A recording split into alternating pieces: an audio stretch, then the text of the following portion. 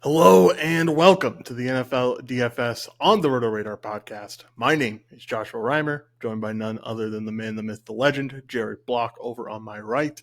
Jared, how are you doing this fine Thursday afternoon/morning? Doing well, man. I know this is an NFL show, but I'm very excited to have the Bucks back in my life, as you can see, and that is something that I can actually root for. No offense to the Packers, but they're not necessarily doing so hot. We'll talk about them later on in the show. Fun slate. Looking ahead of things here, obviously lots of news, but 13 games and not a single one of them has a total over 50. So we're really going to be scratching some things here. We have a QB debacle in San Francisco. We'll talk about that game as we get there too. But yeah, it's going to be a stars and scrubs type of slate this week. Yeah, it certainly is going to be a lot of fun to talk through. I'm pretty excited about it. And anytime that we get some NFL, it's always a blast. How are you feeling about Thursday Night Football? We'll just start out with that while I get some of my tabs open. Sure. Yeah. I mean, it is a game. I think that it's, Buffalo's defense has me at least a little bit more intrigued on the Tampa side, but it's going to be pretty straightforward. Buffalo, pretty heavy builds on Showdown tonight.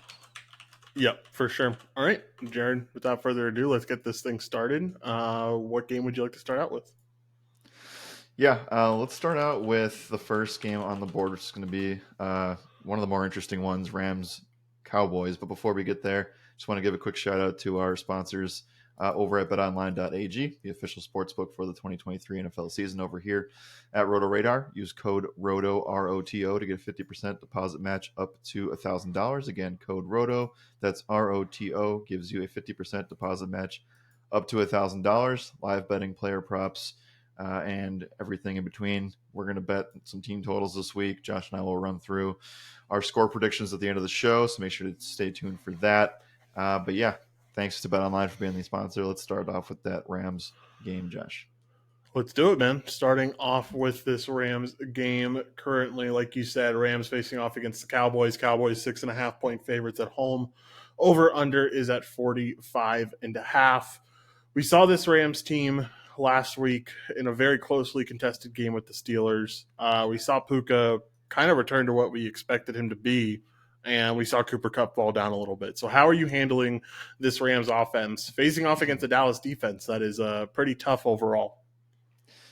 I think initially, not really surprised to see Sean McVay go with the guy at running back that he had basically had in the system before. So we saw Darrell Henderson take the leap for the Rams. I don't think that I want to have any part of that necessarily against the Dallas defense. Not really loving much here. I guess where I'd be most interested would be, I think that Cooper Kupp is probably fine for tournaments. Could be a nice tournament pivot off of what I expect to be some more chalky pieces in the upper wide receiver tier with some of those guys. But I don't know. I'm kind of just off of both of these guys. I know that might be a little bit contrarian here, but roster construction kind of points towards one or two main receivers, and they're not going to be Rams today.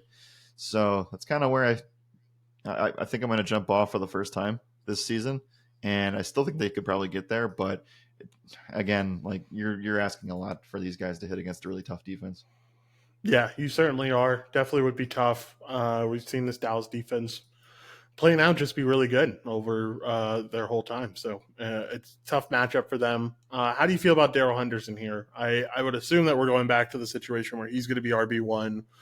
There's going to be other guys that get touches like Royce Freeman, Myles Gaskin, Zach Evans. But like you said, McVay, not much of a surprise to see him rely on a guy that's already been in the system. And after we saw that coach talk that from him came out like after we got off the show, I wish we would have seen it because I would have said load up on Henderson because he's going to get a majority of the touches.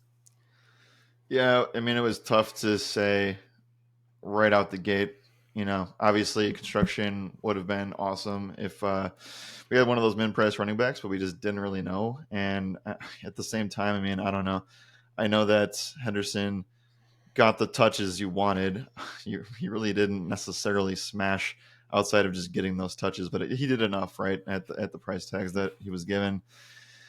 I just worry about that being more of a like getting Freeman more involved here.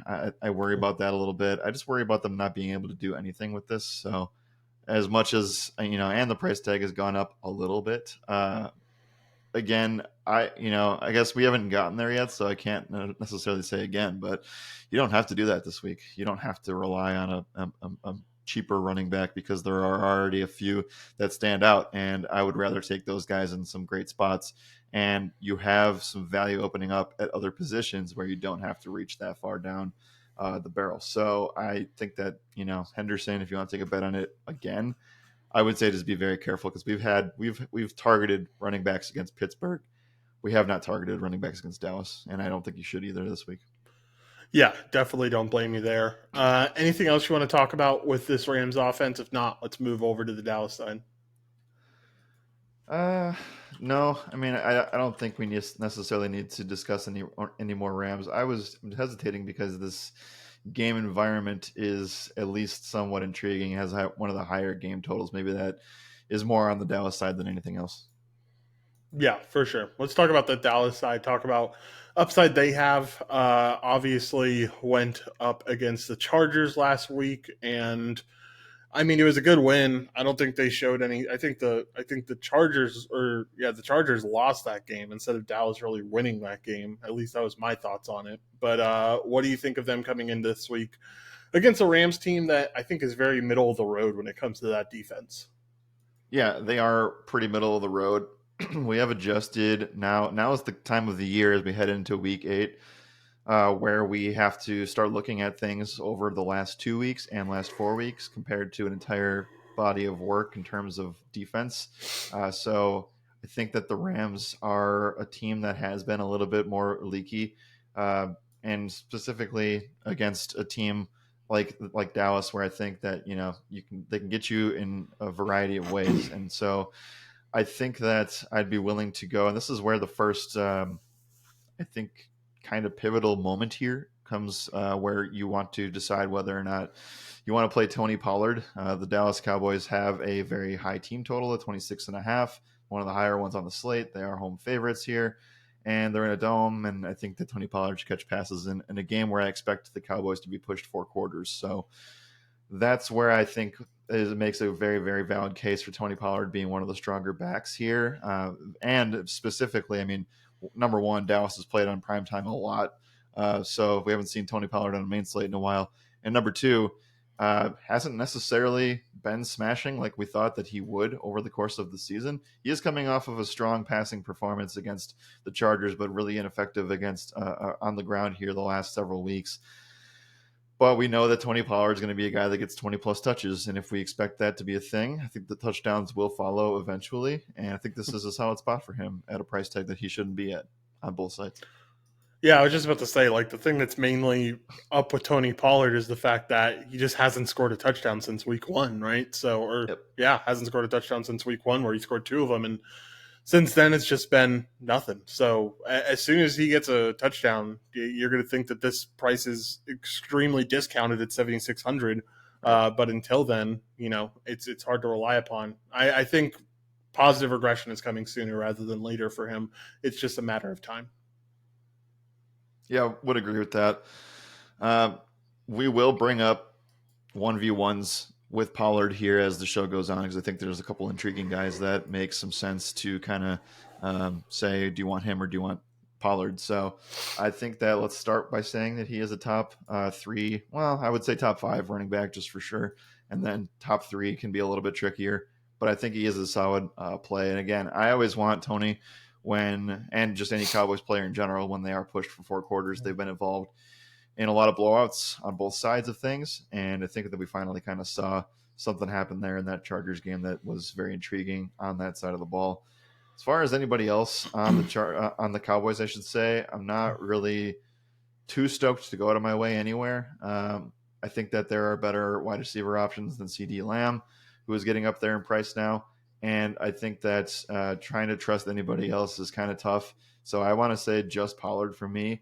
But I will at least give a shout out to Brandon Cooks, who is really, really cheap on FanDuel. So that's, I guess, a spot where you could save some money. But again, maybe not necessary. Oh, I guess one more thing. How do we feel about Jake Ferguson? I think that at a tight end position this week, that is a little bit shaky. You have Travis Kelce at 9K on FanDuel, which is unbelievably expensive for cash Yeah. games. And then you have some guys that are dealing with injuries that could be in play as the week progresses. But Jake Ferguson feels like he could be a guy, at least on FanDuel, who's under 5K that you can trust. Yeah, certainly don't mind Ferguson. Also, we didn't talk about him on the other side, but I feel like Higbee isn't a bad option either, honestly. Sure. I know the touches have gone down, but good matchup against Dallas where they haven't guarded the tight end position all that well. I could get behind Higbee. So either one of the tight ends here are definitely something that I could certainly get behind. Yeah, I think both tight ends are fine. There is a clear tight end play this week on DraftKings. FanDuel a little bit more shaky in terms of that. So again, maybe paying down and securing that is something that we can take a look at with either guy. Outside of that, I don't really have much interest. This game could be, I think it'll be competitive. I think it has a very similar vibe to Eagles Rams a few weeks ago. And again, I think the moral of the story here is you want Dallas to be pushed for 4 quarters, and maybe that is good for both sides. And this could be a sneaky GPP game. Yeah, definitely could be a sneaky GPP game. Let's get over to some prize pick selections. Is there anything that sticks off the page for you here? Because for me, I don't know. Everything's kind of iffy. I feel like the number one thing that I'd be willing to take a look at is Tony Pollard numbers, but yeah, I don't know if I can trust 67.5 rushing yards. That's a pretty high line. Yeah, where I think I'd want to look for Pollard would be receptions or receiving yards. I think that let's wait a little bit on betting rushing yards straight up until we know that and see that he's a bit more effective on the ground. So I'll go 26.5. That's the number on Underdog Fantasy. 26.5 receiving yards. That works for me. Yeah, for sure. All right. I don't think we have anything else in this game, so let's move on into the next one, which is going to be the Atlanta Falcons facing off against the Tennessee Titans.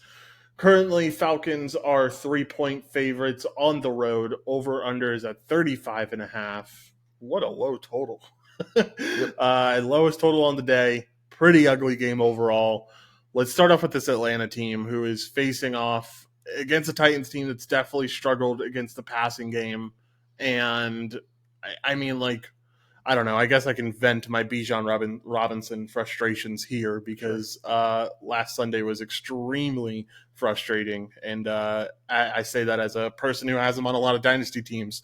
It was not a happy camper to see my running back only get a very limited workload due to Campbell not listing the injury or the illness. So I think he's fine this week. It just proves just how unreliable we have Atlanta and have this team at.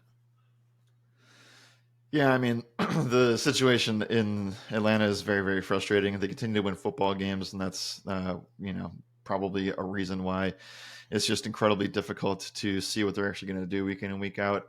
And Arthur Smith doesn't care about fantasy football. He alluded to that yesterday. So, So said it like 30 times. Fantasy football aside, like it doesn't make any sense to not use your best players. I guess I get it. Bijan was, had the headache or whatever, but he still has repeatedly just not been able to, I don't know what the deal is with that. So anyway, I am actually on the other side. I think Bijan is fine for tournaments, but I don't like playing running backs against Tennessee, so I'll gladly stay away from that. I would say just if I knew what they were going to do, I would tell you. But this is a great spot for Drake London. This is a great spot for Kyle Pitts. And can we trust that?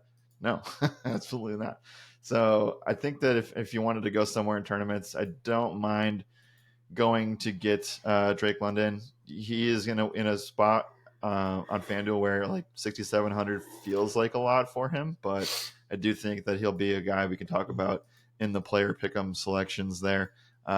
Again, I wish I could trust it a little bit more, but I think that there are more reliable spots. We always just want wide receiver ones against Tennessee, and that would be the scenario there. So how do you feel about that spot for Drake London or Kyle Pitts or any of these pass catchers? I like London, man. I like the workload. It's somewhat of a struggle not seeing him getting more looks in the red zone and in the end zone, but like he's getting consistent workloads right now. He's putting up somewhat consistent yardage over the last 30 days or over the last 3 games. Uh-huh. I like the spot, especially against this Tennessee defense. I don't know if I buy into it for cash, but I think it's a great tournament play, like you said. Yeah, I think he's more in play in cash on DraftKings at 5,100. I can certainly get behind that a little bit more. But again, there are probably guys that just are a little bit higher in the pecking order than he would be. But again, we'll talk about him in the pick'em side of things. Kyle Pitts now looks to be somewhat emerging, or just the tight end in general again in this Atlanta offense. Definitely fell back down to earth a little bit more against Tampa last week, but at least has shown somewhat of consistency over the last 3 weeks specifically. I can't go there this week. I think that the tight end, I actually would rather have Jake Ferguson, which sounds weird, but that's where we're at the moment. I'll probably just stay just on Drake London, then that's it for this Falcons team. And furthermore, before we even get to Tennessee, I'm just going to say right now that the Falcons are one of the best cash game defenses of the week. Yeah, it has to be, right? Because it's not like this Tennessee team is really showing much on the offensive side. And I mentioned this last week. This Atlanta defense is it's a little bit underrated at the end of the day. I think they're Yes. probably a top 10 defense at this point, and I don't think many people think that way of this Atlanta team. But 3,900 for this defense definitely feels solid. I don't think I can get behind a single weapon here with how unreliable they've been. I am perfectly fine with just fading the Titans this week. Oh yeah, I think you have to fade the Titans this week, and for more than one reason. Number one, Ryan Tannehill probably not going to play. He injured his ankle last week against Baltimore, and he has DNP'd the last yesterday and most likely today as well. If he is to miss, which he is expected to miss, it looks like we're gonna. Mike Vrabel's already come out and said that Will Levis and Malik Willis will both play. So it's Oh, unsure. They're unsure gross. like who's actually What going is to this, take the college majority of the football? snaps, but both of them will play apparently. Uh, Tennessee is in full tank mode, I think now, and you're going to see Derrick Henry potentially moved at the bye or moved before the trade deadline as well, which should be very very soon. And it looks like that Derrick Henry actually could go to Baltimore is the landing spot seemingly at the moment. So I can't play anything here. DeAndre Hopkins could also be a guy that gets shipped out, and there's no reason you should be playing any Tennessee Titans this week. Yeah, for sure. Just a disgusting situation to put both of these quarterbacks in. It's such a college football move that, Yes, yes. yeah, it's Vibes gross. are great in Nashville because no one will care about the football team anymore.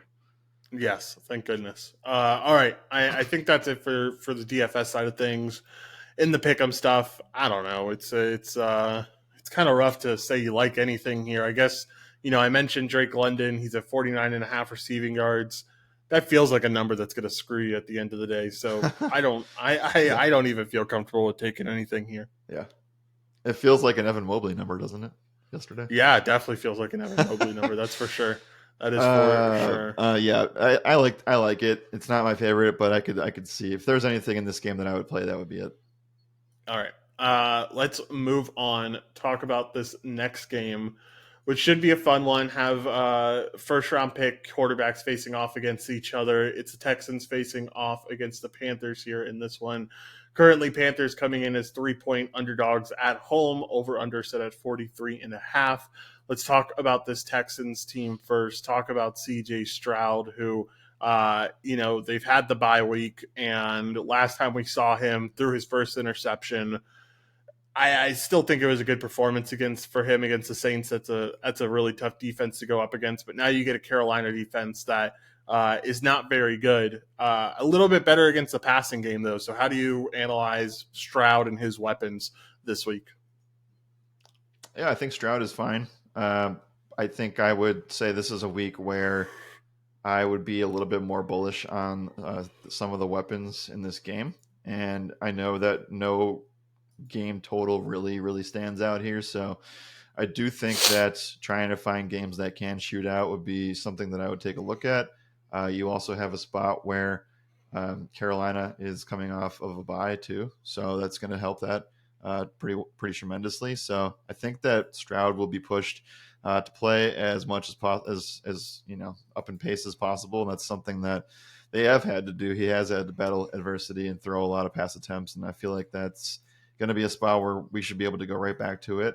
I think we need to There's not much to say in terms of like a guy that could be rostered in cash games. I think the one guy that potentially stands out would be Tank Dell because he is coming back in the spot. Carolina is actually through the last 2 weeks allowing the most fantasy points to opposing wide receivers. Now that does have a little bit to do with one game played since the bye in the last two, but they still are allowing a top 10 number against the wide receiver position over the last month. So Tank Dell would be a guy that I think you can look at. You're gonna have to try to find. I don't. Again, maybe this is more of like a if you have to do this, you can. But that third wide receiver spot, or potentially two wide receiver spots, you're gonna have to pay the 6K range on FanDuel. So that's where I would look. Maybe just a fringe top 10 option for you here at the wide receiver position for Tank Dell. Yeah, definitely not a bad option. Definitely can get behind it. I'm sure, he is a rookie. He's already kind of been great this year, but you get the post rookie bump after the bye or post bye rookie bump. Um, I think the spot's solid for Tank Dell for sure, especially against this Carolina defense. I will say that 2 week metric is a little silly, knowing that the one team they faced over the last 2 weeks has been Miami. So Yeah, tough a little bit, competition there. but over the last But month, you said, still, yeah, you yeah. said over the last month too. So still definitely there in terms of how much they've been giving it up to wide receivers. Any interest in the running back room? Because like this is the spot that you want to attack this Carolina team, but I don't know necessarily how you do it with guys like Damian Pierce and Devin Singletary making things so confusing back here. So confusing. I think that if you have Damian Pierce in your fantasy leagues, I would play him this week as a flex option. But other than that, I think it's tough to trust the touch count. He's basically kind of a boom, like at this point, kind of a boomer bust in the passing game as well. So he could have 0 targets in this spot and have 15 plus rushing attempts. I think it's fine, but on FanDuel, we're searching for touchdowns, and unfortunately, I just feel like that's not necessarily an option at this price tag. Where you have, I'll just let the cat out of the bag because we're going to cover it soon. Like Brees Hall is like the clear RB1 this week, so if he's that close in price to Damian Pierce, I just can't get there myself. Yeah, for sure. I can definitely get behind that. Let's talk about the Carolina side. Obviously, Bryce Young also getting this post by rookie bump. Yep. And I mean, like, I don't know. I kind of go back and forth here. I think this is a pretty good matchup in some aspects. We have seen that this Texans team has struggled with passing defense, and I think Adam Thielen could potentially be in play again as he continues to light the world on fire with how he's been playing recently. But how do you think of this Carolina passing offense, and do you think they can get things going here against Houston? Yeah, I think it is one guy and one guy only, and you already said his name. So Adam Thielen is going to be a guy that you have to take a look at. On FanDuel, he is a bit too expensive for me, but on DraftKings, I think he is probably one of the best point per dollar type of plays at 6,600. He fits in a really nice range, and you just see the amount of work that he has. I like the buy is going to help everybody, right? But I think it'll help the quarterback the most here in this spot. And you see that Adam Thielen has had 8 or more targets in all of every single game except for week 1. And you also see that over the last 2 weeks, he's had double-digit receptions off of double-digit targets. And I think that this game has enough to it where this should be a back and forth affair. And I'm not really, I think that Adam Thielen's going to just be peppered with targets. And so even if he doesn't score, he's still, I think, a really good candidate to hit value here and more. Yeah, I can get behind it for sure, especially on a PPR site like DraftKings. Hard to ignore the general upside that he's going to have there. All right, let's move over to the running back position. Talk about Miles Sanders, Chuba Hubbard. Any interest here in either of the two? I would, but we are seeing a change of order here. It looks like where I think the coach speak has come out and said that they're going to give equal opportunity here to both guys, and it does feel like Chuba Hubbard potentially has a chance to grab the RB1 position from Miles Sanders here. With that said, that's just tournament talk and tournament scripts, and I can't play either of these guys for cash, but I think that man, the Miles Sanders outlook was bleak I was trying to be optimistic about it, and it looked pretty good for a bit. And now Juba Hubbard looks like he's going to take the spot, so I can't roster it in good faith there at all. Yeah, for sure. Definitely going to be interesting to see how that backfield develops. But while it is developing, I want no piece of it. All right, let's move on to the pick'em conversation, Jared, if you're ready. Yeah, let's go ahead and do that. All right. I don't know. There's not a whole lot that I love here. I do like the Tank Stroud stuff we talked about. Or Tank Dell stuff we talked about. So maybe, never mind. He doesn't have a number up anyway. At least on Prize Picks, he doesn't have a number up. No, I don't there's know. What not do you like much here? here that I like. I think we can talk about Adam Thielen receiving yards. That sits at 65 and a half. I think that's a little bit low on that part. If a receiving for receptions number came on the board closer to the weekend, if it was under 7, I would grab it. I think that they'd probably land it at 6.5, and that's something I would take. It's funny that Prize Picks has Stroud 1.5 passing touchdowns and 1.5 pass plus rush plus receiving touchdowns too. Interesting. Seems like there's a obvious choice there. If you are going to take the prop, I'm completely off of it. On the other side, I think that the only thing I'd be interested in is probably some Thielen. But no Thielen no, he is on the board. 65.5 receiving yards. That's a high number. I know double digit targets makes it seems like it's easy to get there, but I'm not going to say you need everything to go right, but you need a lot to go right to get 65.5 receiving yards for Thielen. Oh, he's hit it in 4 of his last 4 games. Yeah, I know. It just it feels almost a little too easy to see it that low. Maybe I'm just hesitant with these lines that they've been putting out. They've been really sharp I with think their it's a good lines this spot. year. I think that, like I said, if 6.5 receptions was up on the board, I'd grab that first. But I like the yard number too. I want a target number, like we talked about with Marquise Brown last week. I want a target number. If it's anything around like 8, I take the over of that over anything else. All right. Anything else here, Jared? If not, let's move on into the next one. No, this one's pretty simple. I think you're just playing Thielen on DraftKings and calling it a day. For sure. All right, let's move on to this next game. Saints get to face off against the Colts. This is a pick 'em right now, so both sides evenly matched here. Over under set at 43.5. Let's talk about this Saints team. Gets a little bit of a mini bye facing off against Jacksonville on Thursday Night Football last week. In that game, I'm shocked they kept it close for so long. But we saw check down Kamara come back. It was a huge piece of the passing game in that one, and it's been a stud all season long. We saw Derek Carr getting really mad at Chris Olave, which I thought was really funny when he clearly threw it over Olave's head and then starts yelling at Olave for that. But let's talk about the passing game first against this Colts secondary that I think is still pretty weak overall. How do you feel about Olave? How do you feel about Derek Carr? And do you think they can have some success here against the Colts? Well, this is running it back, and hoping that a team actually passes on a Colts secondary. Huge shout out to Deshaun Watson for ruining last week for us. But yeah, I think that this is the spot that you can target and feel really good about. I at least worry, there's been a lot of drama for Chris Olave this week.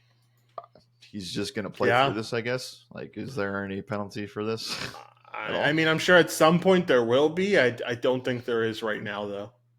Okay, well, if that's the case, then I think you can play him and feel pretty good about it. Michael Thomas is in play as well, and I think you can also take a look at Kamara. Kamara is going to be a guy that we talked about earlier in the show. Pollard versus Kamara comes up into conversation on both sites. Right now, I think I do lean. It's tough because now Kamara has an illness, so we don't really know what his status is going to be. I think he'll try to fight through it and be just fine, but he did not practice yesterday, and that worries me a little bit.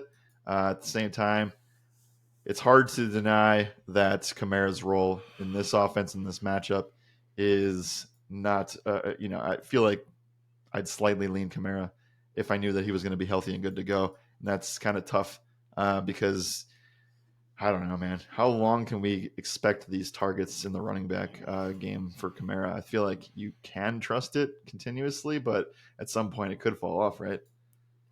Yeah, I definitely could at some point. I don't think right now is the time it does, though. I think probably against this Colts team that is, over the last 4 weeks has been the second worst defense in the NFL against the running back position. I say load up, man. I say get your exposure while you can. As long as he's healthy and this illness doesn't affect him coming into the weekend, I'm perfectly fine running it back. And I feel like the price tag hasn't adjusted all that much. Like 8,300 is not what he should be priced at with him getting this amount of work in the receiving game. And 7,300 on DK isn't what he should be priced at getting this amount of work on the Right. receiving game. So I like the Alvin Kamara spot, man. I think it's solid enough to where I'm willing to take a chance on it at the running back position. Right. I think that the way that I'm approaching this right now, as of Thursday morning, is I will probably end up siding with Tony Pollard on FanDuel because he is $700 difference, and Kamara, you get the PPR stuff on DraftKings. I think the price is better there, and I think that's where he fits in a little bit better than where Pollard is at 7,500. So I think at the moment, I probably lean Pollard on FanDuel and Kamara on DraftKings. I will say the one encouraging thing with Kamara is the fact that when they were on the goal line against Jacksonville, they just kept running him. Like they did. could have gone to Jamal, they could have, thrown the ball maybe, but they ran him like 4 straight times into a brick wall essentially. And while it didn't work out, it's assuring to know that like he is still going to get that goal line work even with Jamal Williams there. I don't think Jamal Williams is going to be utilized as well as Dan Campbell was able to utilize him back with the Lions. And so something to keep in mind with Kamara there is that while he did not get a touchdown last week or the week before, I think the touchdowns are coming for sure. Right. Agreed there. Not too worried about Jamal Williams' role as of right now. So, yeah, I mean, I don't know if, again, I think that the Saints could be in spots where they are cash game viable. The Colts gave up like 40 points to the Browns, and, a lot of it was in a variety of ways, but I do think that if the Saints have opportunity here, even though I know it's so painful to watch those games. Yeah, for sure. Let's talk about the other side. Let's talk about this Colts team. And, we saw Gardner Minshew have a really good week where he put some rushing stuff together and the passing stuff. I mean, overall looked really good. We saw Michael Pittman have some comments about how he was upset with the amount he was targeted against Cleveland. So maybe we have a little bit of a squeaky wheel narrative. You also have Josh Downs, who continues to be a stud at this level and continues to look really good with Gardner Minshew in the pocket. So talking about this passing game, I don't want to take a running back against the Saints, but I think one of these Colts guys, especially a wide receiver like Josh Downs, who is pretty cheap, is certainly an option. Potentially as a tournament run back. I don't think anybody on the Colts is playable for cash games, so I'll definitely sit that one out. But yeah, I can get behind one of the receivers if you wanted to get there as a run back option. If you want to be Saints heavy, which I think in tournaments the field probably will be. So trying to get one of those guys is definitely fine. Nothing really interests me though. I guess one thing to keep an eye on would be Zach Moss and his practices this week. He didn't practice Wednesday. He's got an elbow and a heel injury. And, I think that, while I don't think we should be playing Jonathan Taylor against the Saints, if we found out that he was the only running back, things would kind of change my sentiment there. Yeah, for sure. All right. Anything else? If not, let's talk about the pick'em conversations here. No, let's go to pick'em conversations. I'm only really curious on one player. Is it Alvin Kamara? It definitely is. Hey, I don't think the Saints have any numbers up. I think with injuries and illnesses and Olave questionable stuff, I don't think we have any numbers up. At least I don't have any numbers up for the Saints. Yeah, I mean, I have a Kamara rush receiving touchdown scorcher on Underdog and 60.5 rushing yards. I don't know. I mean, the Colts, the Colts over the last 4 weeks have given up the most fantasy points to the running back position. So there's something there. Actually, sorry, wrong position. Most to wide receivers. So still kind of applies to Alvin Kamara, but not so much. So I don't know. I'm probably only going to look at a reception number if I had to, and that's it. But at the same time, I don't really think we were going to have any numbers for that until, I don't know, Friday, Saturday. Yeah, for sure. They've been that Colts defense has been pretty awful over the last 4 weeks. So definitely want some exposure at some point to that Saints team, maybe more for tournaments than anything else. All right, let's move on into the next game, Jared, talking about oh, I hate this team right now. Let's talk about the Vikings facing off against the Green Bay Packers. I don't hate your Packers. I do hate the Vikings because we saw them erupt and looked really, really good on Monday Night Football last week. We saw the return of chained up Kirk Cousins, and we saw Jordan Addison really elevate himself into this top wide receiver conversation as well. Let's talk about the passing game here against your Packers. They've been pretty good when it comes to stopping the passing game. I still think that Addison at this point it has to be evaluated as a wide receiver one, and I think he'll continue to get like I don't know 70 to 80% of the workload that Justin Jefferson would get. And if Yeah. that's the case, then I think you have to consider it every week at this price tag. Yeah, I think you do. And again, this is where looking at season numbers versus last 2 to 4 weeks makes a lot of sense. The Packers did not get any healthier with the bye week, and they, as soon as their second cornerback Eric Stokes came back from injury, he is right back on it, and he's back on the IR. So that is going to definitely affect things. Going to expect guys that were in other positions now to take a hold of this second cornerback position. Jair Alexander seems to be week to week the entire season, so I'd have to see what his practice report stuff looks like this week as well. Again, it is Thursday, so we're not going to have a good variety of that news, but the Packers defense is losing guys left and right, so I could see worlds where Jordan Addison just gets peppered with targets. Would it change your sentiment at all if I told you that on Sunday there's a good chance, like 30 to 40% of rain, and we get into a territory where this might not be rain anymore, Josh? It will be looking to be mid 30s on Sunday.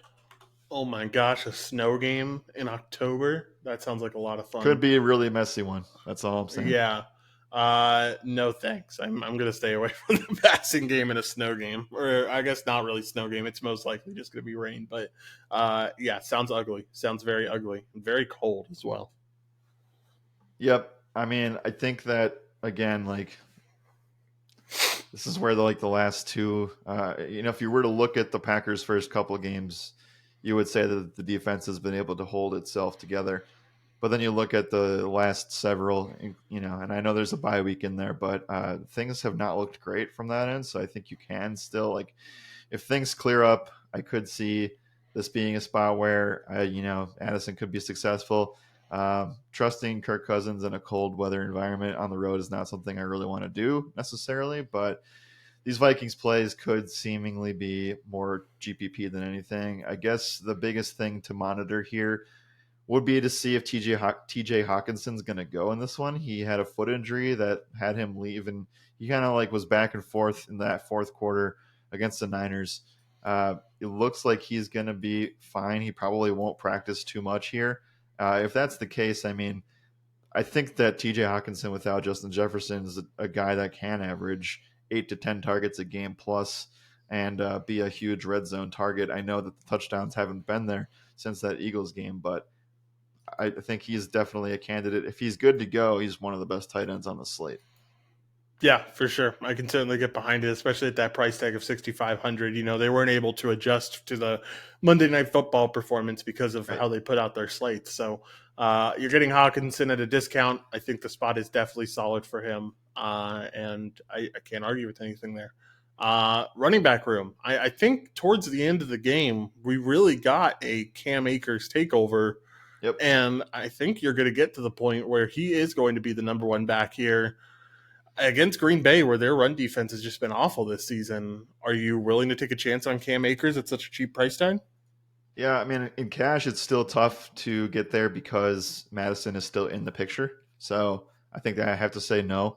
But we saw it, and I tweeted something out saying that it was when Akers had that dump off reception and ran and broke like 3-4 tackles and got to the goal line. I think that he I think that Madison lost his majority snap share job last week, and Minnesota will say, "Well, we're going to use the hot hand, all the code words and coach speak." But I do think that the entire offense should be able to move the ball, whether it's Akers, whether it's Madison, whether it's whatever. How and they even had Brandon Powell running jet sweeps last week, so I do think that you can do that. And yes, the Packers over the course of the season have given up a top 5 number to the opposing running back, and so I think that while the Denver Broncos weren't necessarily able to do that, they were able to do that in specific spots where it mattered. So I could see Minnesota being pretty run heavy if this game ends up being a cold weather type of situation. Yeah, I think Cam Akers could be a candidate to be a very, very nice tournament play where I think people are still not um, the scale of like believing in Akers versus Madison still has not gone to the Akers way the whole way yet. So you could be 1 week ahead still. Yeah, for sure. I could definitely get behind that. All right, let's talk about the other side. Let's talk about your Packers a little bit here. I don't know. I think there are definitely lanes opened up, but we saw them perform pretty poorly against Denver last week. Yeah, You you and I won't hurt talked my about it. So feelings. They sucked. yeah, it's a spot that we talked about where you're like, this is a trap spot, man. Like this is 100% a trap, and I don't know if they do well here. And turns out it definitely was. But now you come in against Minnesota. I don't know. I kind of go back and forth here. I think that you could have some open passing stuff, but I worry about the fact that, again, it's cold and it might be rainy as well. It's going to be a tough environment to pass the ball into. And this Minnesota run defense has done really well over the last couple of weeks. So, what do we think about your Packers here? Yeah, so this is a great example, and I'm just going to keep bringing it up. But like, if you look over the course of the season, the Vikings are giving up the third most fantasy points to opposing wide receivers.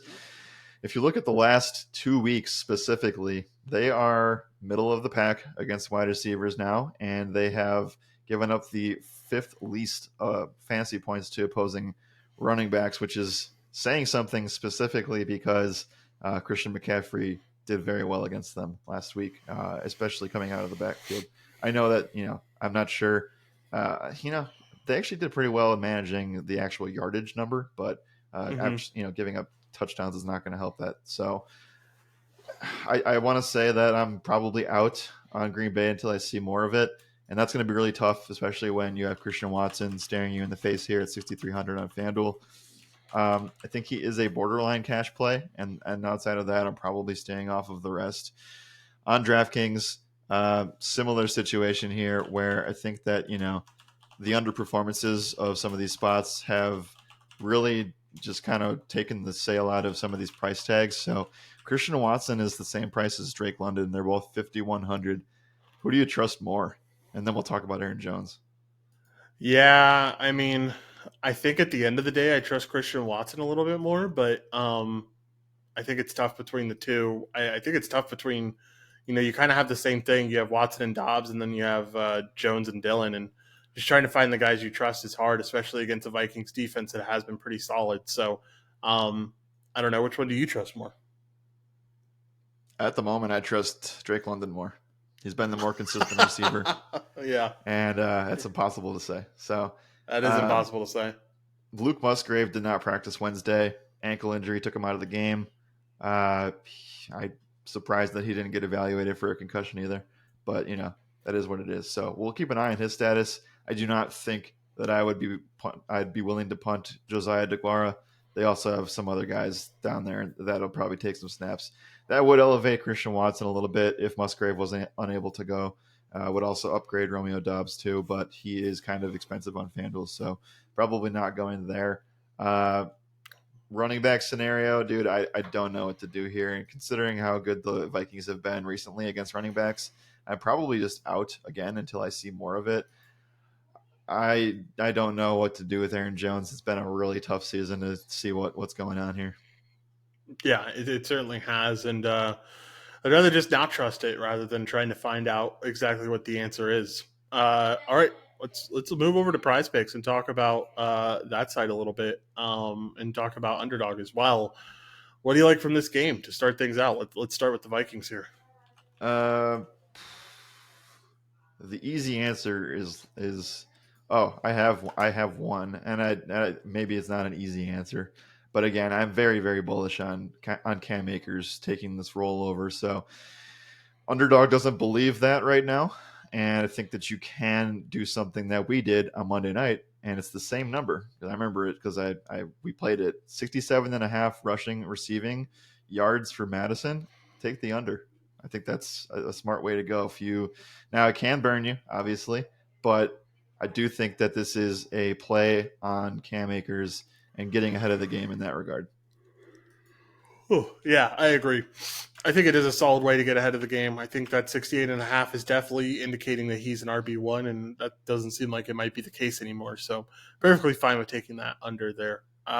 Talking about the Packers, I don't think there's anything I want here. I mean, you can correct me if I'm wrong, but nothing even up over on the prize pick side except for Jordan Love, 1.5 pass rush receiving touchdowns.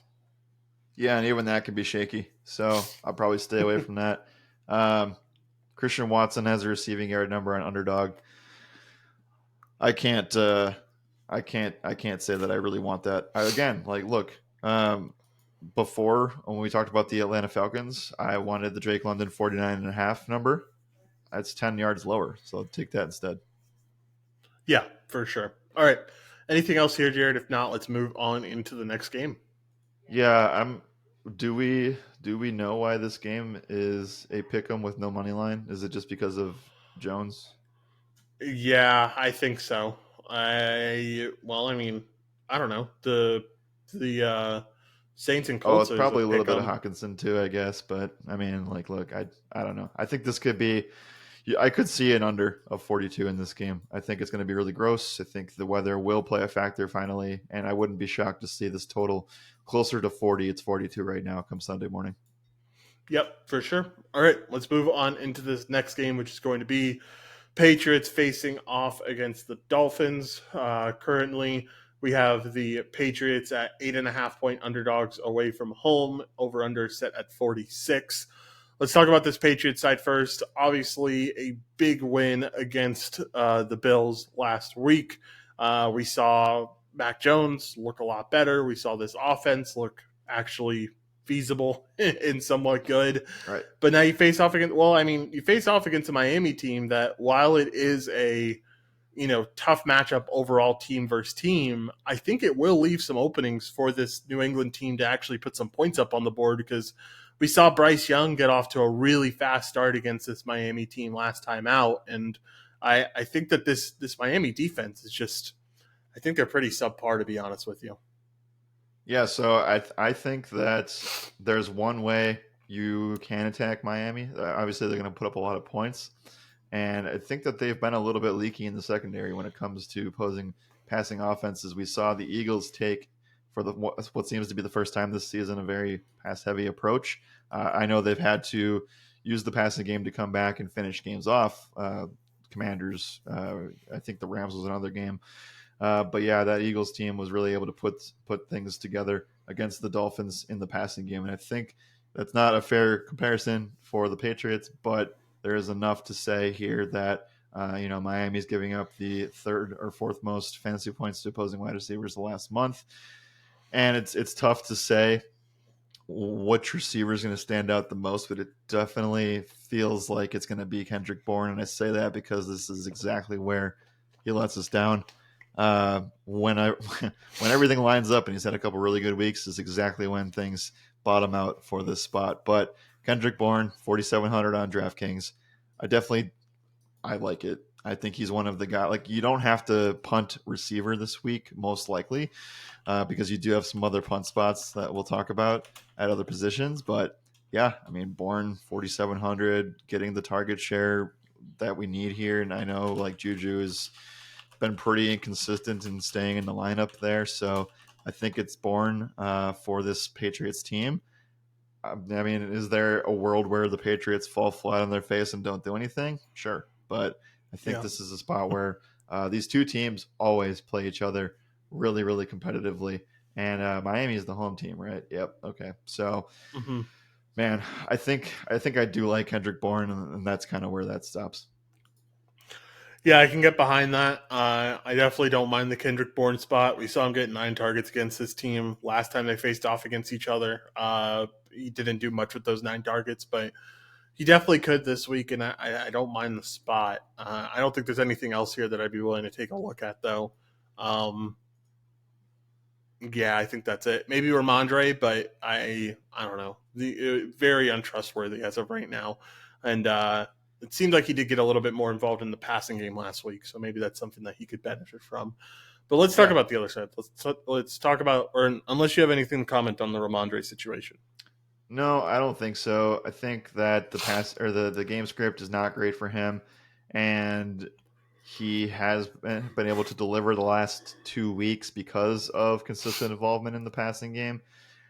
Tough to say if that continues, right? Like I don't know. Maybe it does, but the rushing numbers look awful, and Miami has been pretty good against the run. Not great, but enough to keep me off that. For sure. All right, let's talk about the Miami side. Obviously, they take a big loss last week against the Eagles, but they stayed with it, especially against that tough defense. That was pretty impressive to see. Now they come into this week with Raheem questionable due to an ankle injury. He missed practice on Wednesday. That could lead to some interesting things in the backfield. And then we also have Tyreek Hill questionable and Jalen Waddle questionable. Waddle with that back injury that was kind of keeping him off and on throughout that Yeah. Miami game, and Hill having a hip problem. Uh, Man, Miami could come in very, very injured into this game. Let's talk about the passing game first. How likely do you think it is that we might be missing Hill and Waddle this weekend?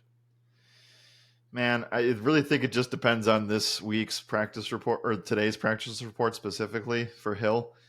They have been keeping him out. He barely practices on Wednesday, as that's their vet day. So he, I don't think that was a shock. I think that Waddle is very interesting. Hill went to the blue tent during the game on Sunday night and then came back. So he played through that hip injury. Waddle, not so much the same. So and Raheem, I'm not really sure. We like that one specifically with the ankle. He's dealt with the ankles before. It hasn't been good in that regard. I don't really know. I think we have to get more clarity. This is one of the most important spots to get right on the board because Miami's team total is so high.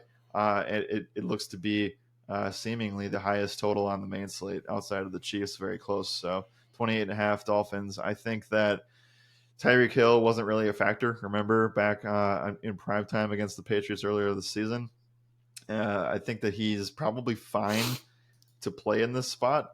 Um, Raheem Mostert was the guy that dominated Mm-hmm. against the Patriots, and I feel like if he's out, then things got to go somewhere. And I don't know if that answer is Jeff Wilson. We'd probably still play him because he would be the one of the best cash game options on the board. But you have to talk about hypotheticals all week, seemingly for these Dolphins. I think Hill is the guy at the wide receiver position that probably will be the most owned at that position up in that range, and I think we'll still end up playing it if he's good enough to go here because the upside is just so tremendous. And I don't expect the Patriots to shut down Hill twice in one season. I don't know, man. Bill Belichick. I mean, we talk about it all the time. He loves to take away that top option, and that's exactly what they did last time. I don't think it's impossible that they take Tyreek Hill out of the equation. Well, I I mean, understand the say that general he still cash game scored. upside. Go ahead. He still scored in that game. I don't know. Yeah, Like, but 12.5 out of a 9K receiver is not at all ideal. yeah, I get it. He still got 9 targets. I don't know. I just think that they'll find a way to get him double-digit targets, and if that's the case, then you only need one play. Yeah, I guess so. All right. Anything else on this Miami side that you want to talk about? If not, well, really quickly, if Waddle ends up missing this game, I think he's the one that's more likely to miss than Tyreek Hill at the end of the Would agree. day. Is there any wide receiver that comes to the forefront for a value play? I know you talked about not really liking these guys, but I feel like the main topic of the conversation is going to be Chase Claypool, but I believe in Braxton Berrios as well. I believe in Cedric Wilson, who was really showing some stuff in that Eagles game. Like, there are plenty of other capable wide receivers in this room that could get a couple more looks. I would definitely take Braxton Berrios or Cedric Wilson over Chase Claypool.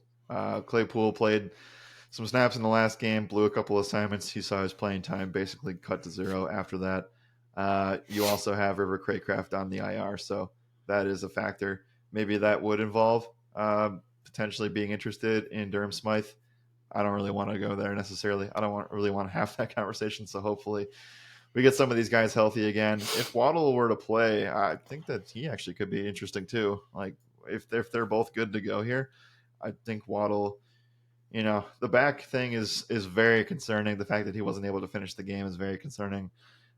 He did practice yesterday, by the way, did Waddle. So he was limited, but he did practice. So that's interesting there. I don't know. That's the give and take with doing a podcast on Thursday. You just kind of miss some of this news. So in theory, like hypothetically, if Raheem plays in this game, I'm probably off of that because he is so expensive on FanDuel at $9K. I just don't think we can play that and feel good about it. If Hill plays, I think he's still one of the best receivers to play on both sites. So if Waddle misses, then obviously he'd be a lock and load still. I don't really care if it's the Patriots or not. If Waddle's out, then you're playing Tyreek and you're just playing him. I don't know. Any other hypotheticals we should talk about? If Raheem is out, then you're playing Jeff Wilson. You're not feeling great about it, but you're playing him. Yeah, I would agree. You probably are just going to have to play him. I don't know. Tough situation with this Miami team that we're kind of just going to have to wait and see, and make sure to keep updated to the make sure you guys keep updated to the Discord and our articles and stuff, because we're going to cover all that stuff there. All right. I think we're done with this game. Let's talk about the pick'em selections. I doubt Miami has anything on the board, right? Probably let's not. go check. They have Raheem over a half a touchdown. They have 63.5 rushing. They still have Hill and Raheem up on the board, even with the injury stuff. So that's very interesting. It is very interesting. You would bet Tyreek Hill receiving yards if you're on the side of, I think he's a great cash game play. He also is, by the way, I think like he's within 100 yards of going for 1,000 yards right now. Not that matters. It's week 8, but it is phenomenal to see that's where he's at.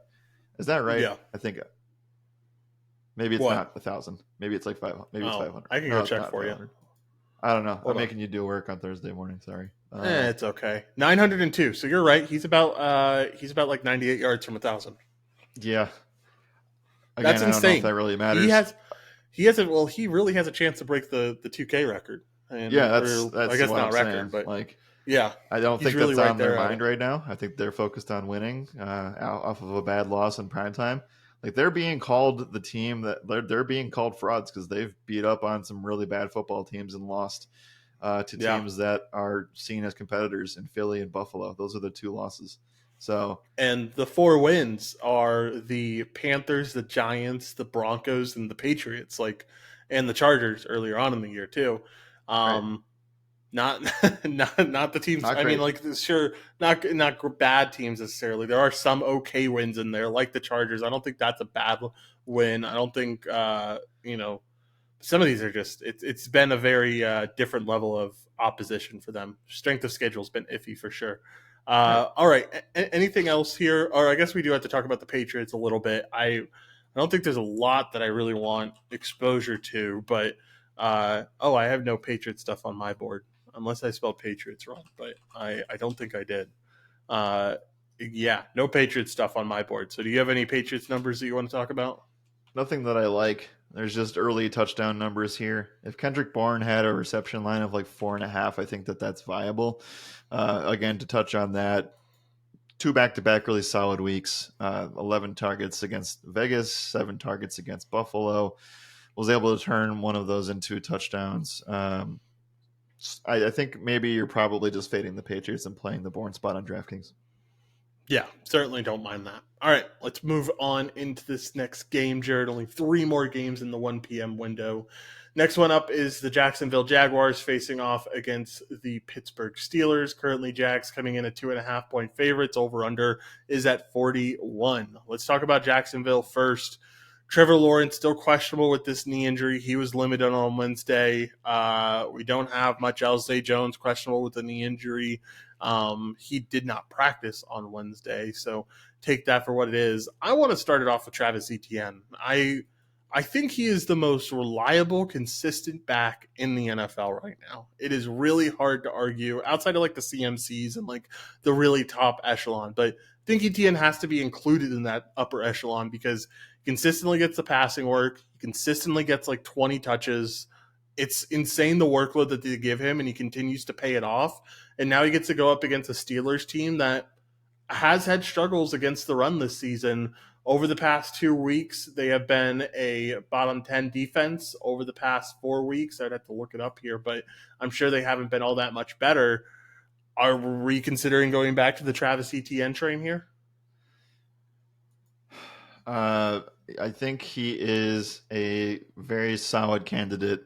I think that it's kind of site dependent too. Like I think that it's tough when ETN is 8,700 and you have guys like Pollard, Kamara, Hall, Pacheco that are all cheaper than him. But it's undeniable that he's a touchdown scorer, 6 touchdowns in the last 3 games against teams that I would not have played him against, like Buffalo. I know we played that because that was London. That was an isolated game by itself, but would not have played the spot against New Orleans on prime time, and I didn't. I mean, he still ended up being successful. He just has such a stronghold on the role. It's very tough to see him fail in this spot. The one thing that does upset me about this spot, Josh, is that we do have potentially the run stopper for Pittsburgh, Cam Hayward, designated to return off the IR this week. So that could potentially throw a wrench into things. But at the same time, like I said, Travis Etienne is one of the strongest running back roles in the NFL next to CMC. And I think that he's a candidate to score touchdowns, and that's what you need on FanDuel. So 8,700, you got to say that he's a top 5 RB play. Yeah, certainly a very solid running back play and someone that I could certainly get behind. We are expecting some rain in this game, if I saw that correctly. Yeah, 69% chance for showers in this one. Does that concern you at all about the passing game? Because I really do like the upside that Christian Kirk has. I don't know if I can trust Calvin Ridley right now, but I like Zay Jones's upside as well if he ends up going this week. And that's all depending on if Trevor Lawrence is healthy or not, but I think he will be. And if he is, then I don't know. The passing game could get going, but this rain could really prevent it from going full throttle. Yeah, so I expect Trevor Lawrence to play. He played through the knee injury and had a really good rushing performance. So I think he's all good there. Now you have a little bit more rest because they did play on Thursday night. So extra days of rest for Lawrence. I think he's fine. Zay Jones, we'll have to truly see what happens with him. He has missed 2 games in a row now, right? He hasn't played since London. So he's missed quite a bit of time here. If he were to be in for this game, that would take away from Kirk a little bit.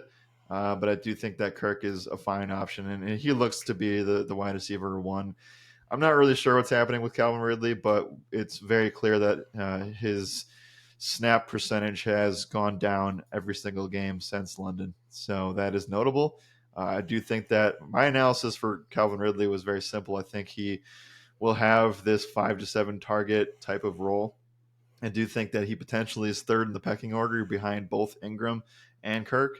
And I think that he will have a shot probably the rest of the year where he has these boom or bust spike weeks where either he does nothing like he did last week or he goes off and gets you 7 for 122 like he did against Buffalo. So I don't think it's very, very tough to trust in cash. So I think the only cash viable option for this receiving team right now is Christian Kirk, and we're talking just wide receivers. I think Evan Ingram has a very, very solid role, but this matchup sucks. So I would rather go with the wide receiver position where the Steelers have given up the 5th most fantasy points to opposing wide receivers the last month.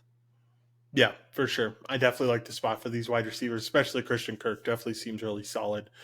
Let's talk about the other side. Let's talk about some Steelers options because they also have a pretty advantageous matchup with how Yep. bad Jacksonville's secondary has been so far this season.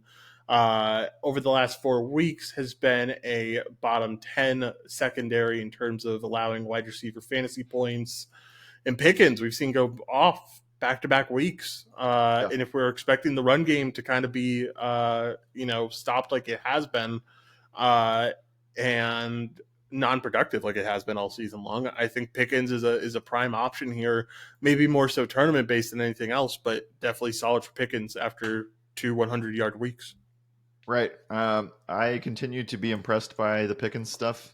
I have been a believer in the big playability, but the consistency just hasn't been there until recently. So I do think that has a lot to do with Pat Frymuth not being available for this team, and I can't necessarily suggest going the Connor Hayward or Darnell Washington routes this week. But I do think that George Pickens is a fine bring back spot. Got to see where Deontay Johnson fits into this. I know that he was. I think he just did okay for what he was coming back to the IR from the IR, but I mean, what do you think that George Pickens, as of week 8, is the wide receiver one? Yes, for sure. I think even with Deontay coming back, he's still the wide receiver one. Okay, I mean, it's obviously something where, like on FanDuel, it's tough to get there in cash games.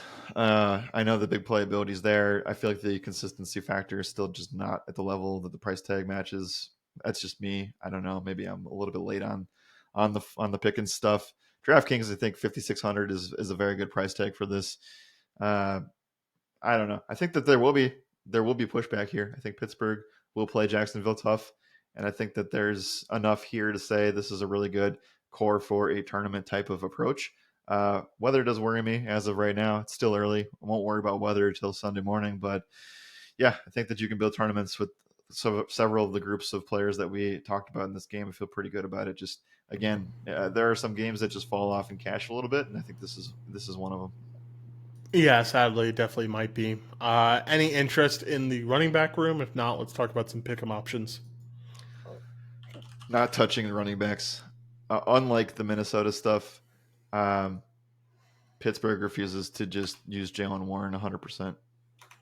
I think Yeah, for eventually sure. he will take over, but 6 for 32 and 1 is just not going to be enough here.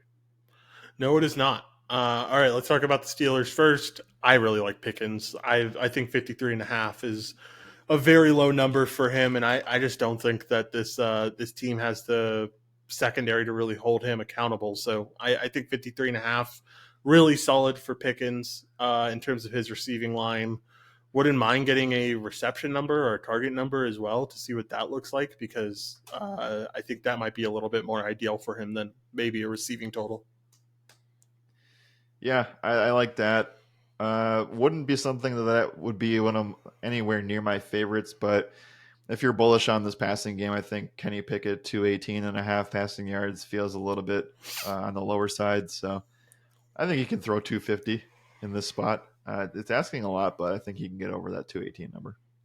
Yeah, for sure. I can get behind that. All right, let's talk about the Jags a little bit. If there's a Christian Kirk number up, I wouldn't mind it, but I doubt we. Oh, no, we do have some numbers up. Nice. All right, Christian Kirk, 53.5 receiving yards. I can get behind it. I wouldn't mind taking ETN over a touchdown. I don't know if I can trust his yards or anything based on Cam Hayward coming back, but I can trust in the fact that he's still one of the most involved players on this team. Right. I mean, the efficiency certainly is not great. 55 and 53 rushing yards the last two efforts is not necessarily ideal, but like you said, I mean, the role, and like we've covered, getting 90% of the running back touches in this offense and being a touchdown scorer, getting all the inside the 5 touches is very strong. And we know that Jacksonville will reach that red zone area. So I do think that going the over rushing receiving touchdown line is where I would put that. And if a fantasy number came out and it was under 15 on Underdog, I would take that too. Yeah, I could certainly get behind that. All right, anything else here? If not, let's keep it moving. Halfway interested in a Trevor Lawrence rushing number if it came out. I think I saw everything I needed to see last week, and we know that when he is under pressure, he's able to use his legs. I think he will be under pressure in this game against the Steelers, and I would love to see a rushing number in the mid-20s so I could take it on Sunday. All right. Next game up is going to be the Jets facing off against the Giants. A little bit of New York rivalry here. Jets 3-point favorites, over under at 37. Let's start off with the Jets here. Talking about Zach Wilson and this team, obviously had the bye week, so get the benefit from that. How are you? Where do you want to start with this Giants or this Jets team? And I guess we can start off with the fact that you said Breece Hall has to be one of the top guys when it comes to the running back position. Right. So I know that they're the road team here, but this is a home game for both teams. So Yeah. uh, I think that you could count this as saying like Jets are favored. I think that you can count it as saying that he is a home favorite running back. Would you agree? Yeah, I guess. I think so. That's kind of where regardless, I think that he's in a very, very solid spot where they're not playing this Dalvin Cook experiment anymore. He's seen his snap share decline. He only had 3 rushing attempts against Philly. And I know it was Philly, but still, you get this Jets team now coming off of a bye. Breece Hall should be fully unleashed now. The touch count should be closer to the 15 to 18 range. We know that he is a threat for a big play at any point, and the work in the passing game is on an upward trajectory as well. The price tags across the industry are very, very cheap. 5,900 on DraftKings is just too good for this spot, and we know that over the last 4 weeks, the Giants, not necessarily a team that we talk about a lot as a bad defense per se, but it's very clear that it looks like the Jets are going to control time of possession in this game, and it does feel like Breece Hall has the ability to put up some really impressive numbers in this spot. So I'm not saying the Giants defense is bad, but I do think that there's a really, really strong role for him at such cheap price tags. Yeah, I can get behind it, man. I think on the other side too. I mean, I know you don't want to play two running backs against each other, but I think Saquon, with all the touches he's had, and this Jets defense, I mean, I know they're a good defense. They have not performed against the run like people think they have. Right. They've definitely been a little bit iffy. So I could see Saquon get going, and I wouldn't mind taking a shot on him as well, at least from this game. But let's stick with the Jets. Let's keep talking about them a little bit. Anything interest you from the receiving game? Garrett Wilson continues to be either a target hog or not doing anything at all. And we saw target hog against Philly. I will say incredibly tough set of matchups, like going up against Philly, Kansas City, New England, Dallas, and this could be one of the easier ones he's had all year. So how do you feel about Garrett Wilson this week? I don't feel great necessarily. I mean, Zach Wilson can support one wide receiver, and that is him. Um, they just don't have to win by throwing the ball, I guess, where they would have if they had Rodgers probably, or a little bit more. So I'm just off of it. I think Garrett Wilson is a fine tournament play in this stack, but I'm if you asked me whether or not I wanted to play Breece Hall or Garrett Wilson at the same price on FanDuel, I'll say Breece Hall 10 out of 10 times. Yeah, don't blame me for that one either. All right. Let's move on to the other side, talk about this Giants team a little bit. We are still kind of back and forth on whether Daniel Jones is going to end up playing. He hasn't been cleared for contact yet, and his workload will not increase in practice. So, seeming more and more likely that we get another Tyrod Taylor week. If we do, how do you feel about the passing game against this Jets team? And do you think that they can get things cooking there? I just think it's a gross spot. Tyrod had a good performance against the Washington Commanders, we know, and we will talk about that and how incredible those spots are. So that's definitely a good to see from him. But at the same time, I don't think that Daniel Jones plays for a while. I think it is going to be Tyrod Taylor. And the bigger question though is, does Darren Waller play? Because if Darren Waller is playing, I want him, because clearly it has been when Daniel Jones is not the quarterback, Tyrod Taylor has thrown to Darren Waller religiously. And I think that that's going to be a spot that continues to be a thing as long as Tyrod Taylor is the quarterback. Waller practiced on Wednesday, hamstring issue.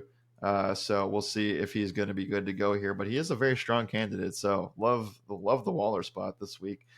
don't really love much of anything else. I can get behind Saquon from a tournament perspective, and got to keep an eye on him too because he's dealing with an elbow injury. So I think he's Yeah. going to be playing through this stuff. This is a big game, New York versus New York. So I think he goes, but I do not think that Daniel Jones will be playing this week.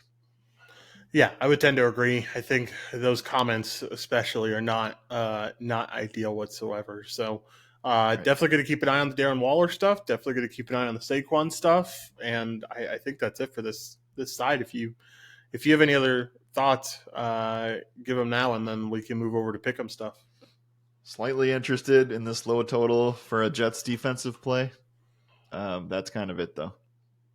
All right. Let's talk about this Jets offense when talking about pick'em stuff. And we can kind of start off with Brees Hall, right? 68 and a half rushing yards, a half a touchdown as well, pass rush and receiving. What do you like from Brees Hall or the rest of this Jets team?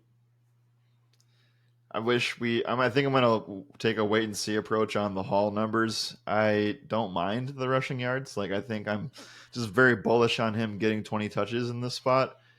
I would, at the end of the day, we play DFS and we play Pick'em, so I would always say fantasy point number. And I will probably do that again here today too. I think that he's in line for a good 15 plus fantasy point game. If there weren't any fantasy point numbers, I would look to see if you can get a rushing receiving number around 80. I don't have it right now, but that's where I'd assume it would be. Yeah, I could definitely see that working out well. Anything else on the other side of the ball? If not, let's move on. No, I think it's just a wait and see approach to see if some of these Giants end up playing. I would say if Waller is in, I'm going to attack the reception and receiving yard number, because I think again, I think Tyrod Taylor views him as the number one option. For sure. All right. Let's move on into this next game. Last game of the 1 p.m. window. It is going to be the Philadelphia Eagles facing off against the Washington Commanders. Currently, Eagles come in as 6.5 point favorites on the road. Over-unders at 43.5. Let's talk about this Eagles team first. I think that the Commanders just possess one of the best matchups in football right now. We have seen teams run over this poor Commanders team, and we've seen this Eagles team put up, I think it was like 37 on this Commanders team. So I really like the spot. I think AJ Brown had a monster week last time out against the Commanders. I think the same thing could be in line once again, and we saw Jalen Hurts have a pretty solid week. I think he could do the same thing here. There's not much I don't like here. What are your thoughts on this Eagles team, and how many are too many for cash? Right. So I think that this is kind of a story of like, do you want to? Because this is where the conversation of like Tyreek Hill versus AJ Brown starts to be more of a thing. Uh, Maybe we end up getting a little bit more steam on the AJ side as time goes along here, heading into the weekend. If Hill misses a practice today, whatever. But yeah, this is a really strong spot for AJ Brown. I think that he is. I don't even think I know he is number one in the NFL in man coverage this season, and we have just seen explosion games from him over the last 5 weeks. He has 5 straight weeks of over 100 yards. He has 5 straight weeks of over eight targets, and the touchdowns seem to still be a little bit left to be desired. I know he got one last week, but I mean, with those numbers, you would expect a little bit more on the touchdown side of things. So I think that is holding his price down right now, and that's why he is 8,700 on FanDuel, and I think he's 8K on DraftKings. Yeah, he is exactly 8K on DraftKings. So I could potentially see reasons why you would gravitate more towards this being your wide receiver one play of the week. And I think that you saw everything you needed to see against the Commanders last time out. And what have we said on this podcast for 8 straight weeks now? You target the wide receiver one against the Commanders. So I do think that Devontae Smith will turn things around at some point. I think that, that's bound to happen here. I think he's in equally a good spot, but no one's touching AJ Brown right now. And I just feel like the Eagles will just do whatever it takes to win, and that seems to be throwing the ball to AJ at this point. So I really like that. Really like the fact that the Commanders are giving up the fifth most fantasy points to the opposing wide receiver over the last 4 weeks.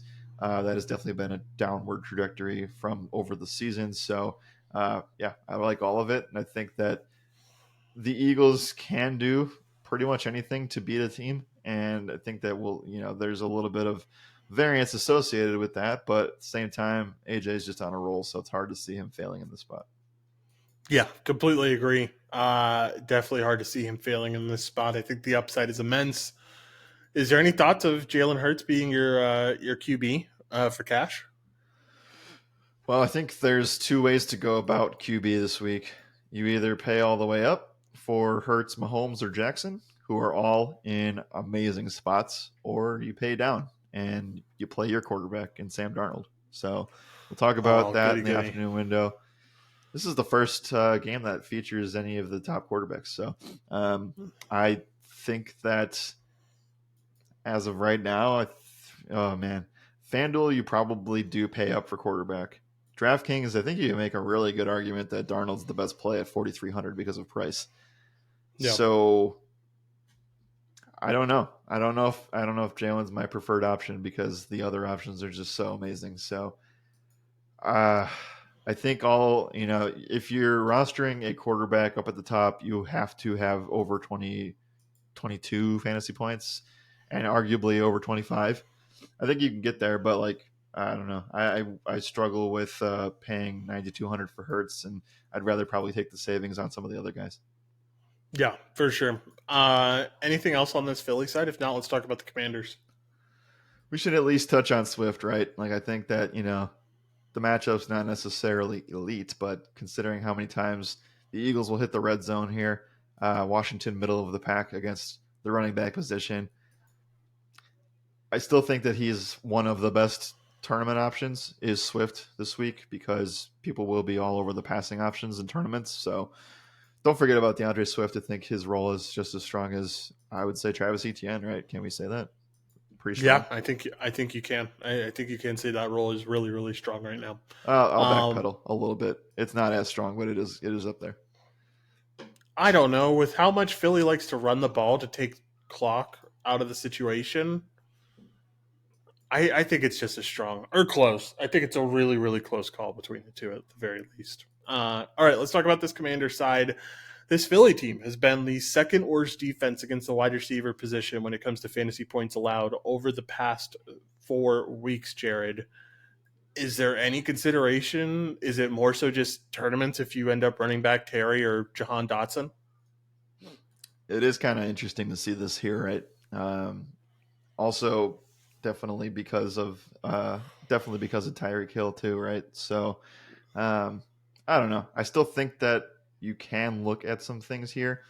What we have done over the past couple times that the Eagles have been playing, they've really secured and figured out because over the last decade or so, they have been one of the worst teams against tight ends, and it seems like they've figured that out so far this year. So where they have been hurt is the corner opposite of Slay. So usually the wide receiver 2 has been the one that's burnt them. If I remember correctly, Terry McLaurin has some good stats against this Eagles team historically, but I could just be talking out of my butt. So I don't know. It's hard to trust anything here, and it's even worse to try to target Jahan Dotson, who's practicing holding kicks. So if Curtis Samuel misses, I'd be interested in Dotson, and I don't really know what else to do with this spot. You know, he made fun of Dotson for holding kicks. He did get 8 targets last week. It wasn't like he was out of the game plan or anything. I know. Yeah, So you're right. yeah, it I don't know. The stuff's there for him. I don't mind Jahan. I don't mind Terry. I was just gonna look up these numbers for you for Terry McLaurin against the Eagles. But I am having some trouble here. Hold on. Here we go. Philly. McLaurin against the Eagles. Yeah, some pretty good numbers. 230 yards in the 2 games he played against them last year. Was kind of iffy in 2021 and 2020, but 250 yards in his rookie season. He's been pretty solid against this Eagles team, definitely. Yeah, and he played well against them this year earlier. So Mm-hmm.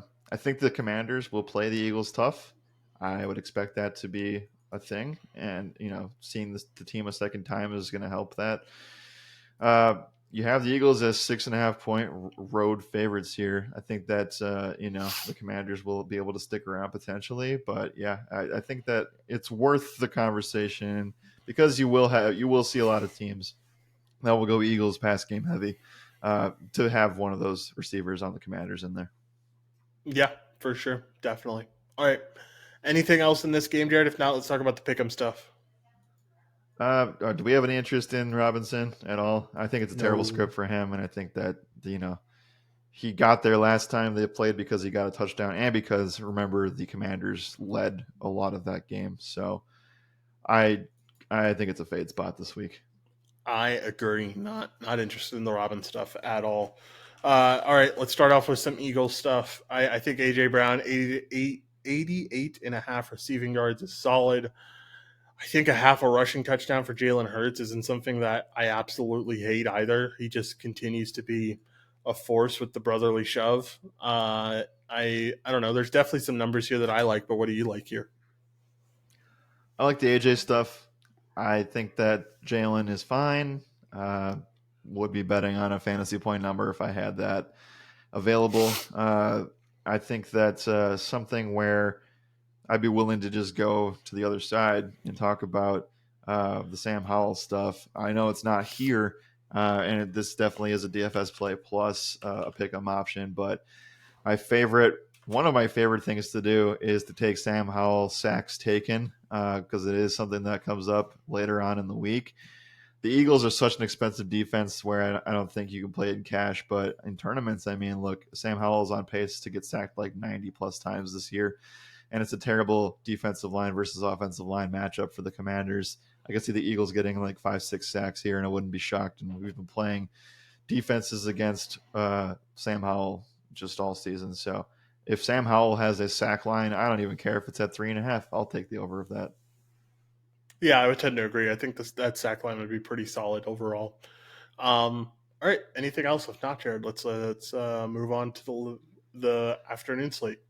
Yeah, Eagles gave up 31 points to Washington back in the beginning of October. They still had 5 sacks in that game. So there's that. That's insane. That's ridiculous. All right. First game of the afternoon window coming up is going to be the Cleveland Browns facing off against the Seattle Seahawks. Currently, Seahawks are 3.5-point favorites. Over under is at 37.5. Lots of injuries on both sides, or at least injuries that we're monitoring on both sides. Deshaun Watson obviously still dealing with the shoulder issue. Uh, he will not be playing this week, so that is something we already know. Yes. Kenneth Walker dealing with a calf issue. Kareem Hunt and Jerome Ford dealing with injuries. Zach Charbonnet even dealing with an injury. Charbonnet was limited in practice on Wednesday. Kenneth Walker did not practice on Wednesday. Kareem did not practice on Wednesday. And I don't think Jerome practiced on Wednesday either, did he? No, I think Jerome's not going to play this week. Yeah. And on top of all that, you also have Tyler Lockett, who did not practice yesterday either. So injury central here in this game. This is that was a lot to rattle off there. But let's talk about this Cleveland team first. Can you trust an offense with PJ Walker at the helm and no Jerome Ford? So I think it is going to be PJ Walker. I mean, just for the rest, I'm not even. It's tough to say the rest of the season, right? But last week, Watson got evaluated for a concussion. He was cleared. He put the helmet back on, and they said, "No, you're just not playing. Like, we can't put you out there because of performance." I don't even think it was the concussion stuff. Because if it was a must-win game, I don't even know if Deshaun Watson would be in, right? So that's kind of where things are at right now. And maybe it's me being biased, but I feel like PJ Walker probably gives them the better chance to win at this point. So with that said, I don't know if he can necessarily rely, if you can necessarily rely on things here from a passing standpoint. We saw that David Njoku actually was his favorite target. He ended up getting 9 targets, went 5 for 54 in that really high scoring game. Elijah Moore also was a standout with 7 targets. Amari Cooper just was not looked at, and I don't know if that was. I mean, Amari Cooper still got 8 targets, right? So that is something where you need to at least say that, but the efficiency really just was not there whatsoever. So that gives me some worry about the PJ Walker stuff. You can say maybe that PJ wasn't practicing with the ones, which he wasn't, because I know Watson was on Saturday last week. So maybe there was some chemistry issues there. At the end of the day, look, Seattle's passing offense or passing secondary is still very, very bad. So I wish we could trust him more. I'm surprised there are even betting lines out for this game because we have no idea who's going to play and who's going to sit. But it's tough for me to not say at least that Amari Cooper's back in play here. I think some guys are in play for this Cleveland team. Yeah, I would agree. I think the secondary in Seattle is very good at making explosive plays, but I don't think they're good at overall limiting offense. And so I could see Amari Cooper being in a solid spot for sure. I could see if David Njoku is good to go, I could see him doing well here. There's definitely some guys that I like on this Cleveland team. It's just a matter of I want to see what these injuries end up turning out to be by the end of the week before I really make a determination. Agreed. I'm also not interested at all in this running back situation. Jerome Ford, not expected to play this week, might even miss next week. I think the Cleveland Browns are just going to do the exact same thing that they always do and run something by committee here. So I expect Kareem Hunt to probably still give it a go. Pierre Strong will be in line to take some of that away from him, and Seattle is allowing the second least running back fantasy points. So Seattle. So they're a pass funnel, and I just feel like that's a total wash. So that part's easy. I'm not playing anybody for the running back group for Cleveland, but Kareem Hunt would be obviously the guy that you'd want to have in that spot if you have a fantasy league and you're losing Jerome Ford. So I don't know. I think that my favorite option if he plays is David Njoku, considering price, considering what we saw last week. And then from there, it's tough. I think that I would still lean Cooper over Moore. Yeah, I think so too. I think the Cooper stuff definitely is solid, and that's probably all I like. I don't think I'm interested in much else. Let's talk about the Seattle side. Man, running back injuries could be huge here. If Kenneth Walker ends up sitting and it ends up being Charbonnet's job, I guess DJ Dallas is probably going to fit into there somewhere. But how are you handling this running back room for Seattle? I mean, Charbonnet was inactive last week, so can we even trust that? I don't know. I don't want to get in a scenario where we have to play the roulette wheel of Seattle. I'll say, man, this is tough because the easy answer is just not playing anybody on Seattle, and I hope that things kind of fall that direction as the week progresses because I don't want to play anybody against Cleveland's defense. They are an incredible unit. Geno Smith does terribly under pressure versus when he is not pressured. I could see the Browns winning this game, and I would not be shocked if they do. And Yeah. I think that it does rely on the health status of one of these guys sitting. Tyler Lockett potentially sitting. Man, it's tough. I don't look. I really hope that injuries clear up and Lockett and Kenneth Walker both go, so that we don't have to play them at all. That's how I'm viewing this right now. So I guess we can walk through hypotheticals, but give me your thoughts on that. Yeah, no, I agree. I don't even think you need to really walk through hypotheticals. Honestly, at the end of the day, it's a Cleveland defense. It's a very strong defense. I know it was a little wishy-washy last week against the Colts, but that shouldn't take away from how you're viewing this defense and as one of the best defenses in the NFL. So I have no interest in targeting guys here against this Cleveland team. I don't know. Maybe that's just me, though. I mean, again, I think Cleveland's defense could just straight up win them this game. So Yeah. they might not even need anybody on the offense to necessarily stand out. I'll say this later, but give me the plus 3.5 for Cleveland. For sure. I could definitely get behind that. All right. Anything, I mean, we can go over to pick up stuff. I don't think there's a single thing I want, so maybe It's you not a good game can for talk. pick'em. Yeah, I think you can skip this game in your pick'em entries, and we can talk about two games that are going to be really fun for pick'em entries coming up. Anything else in this game, Jared? If not, let's move on. Cleveland Browns defense is also strong. Both defenses in this game are plays for DFS. For sure. All right, let's talk about this next game. Going to be the Baltimore Ravens facing off against the Arizona Cardinals. Currently, Ravens come in as 9.5 point favorites on the road. Over under is at 44.5, excuse me. Let's talk about this Baltimore team first. Obviously, Lamar had one of his more impressive days of the season last week, going up against that Detroit team. Now he gets to face off against the Cardinals team that is far worse. I don't know. I mean, like you mentioned it, like all the QBs are in great spots this week. If I had to rank between Lamar, Hurts, and Mahomes, I think I have Lamar as number one in this spot. Would you? So I agree with you, but here's a fun question for everybody out there listening: would you have Lamar as the favorite if you had no idea what fantasy number he put up last week?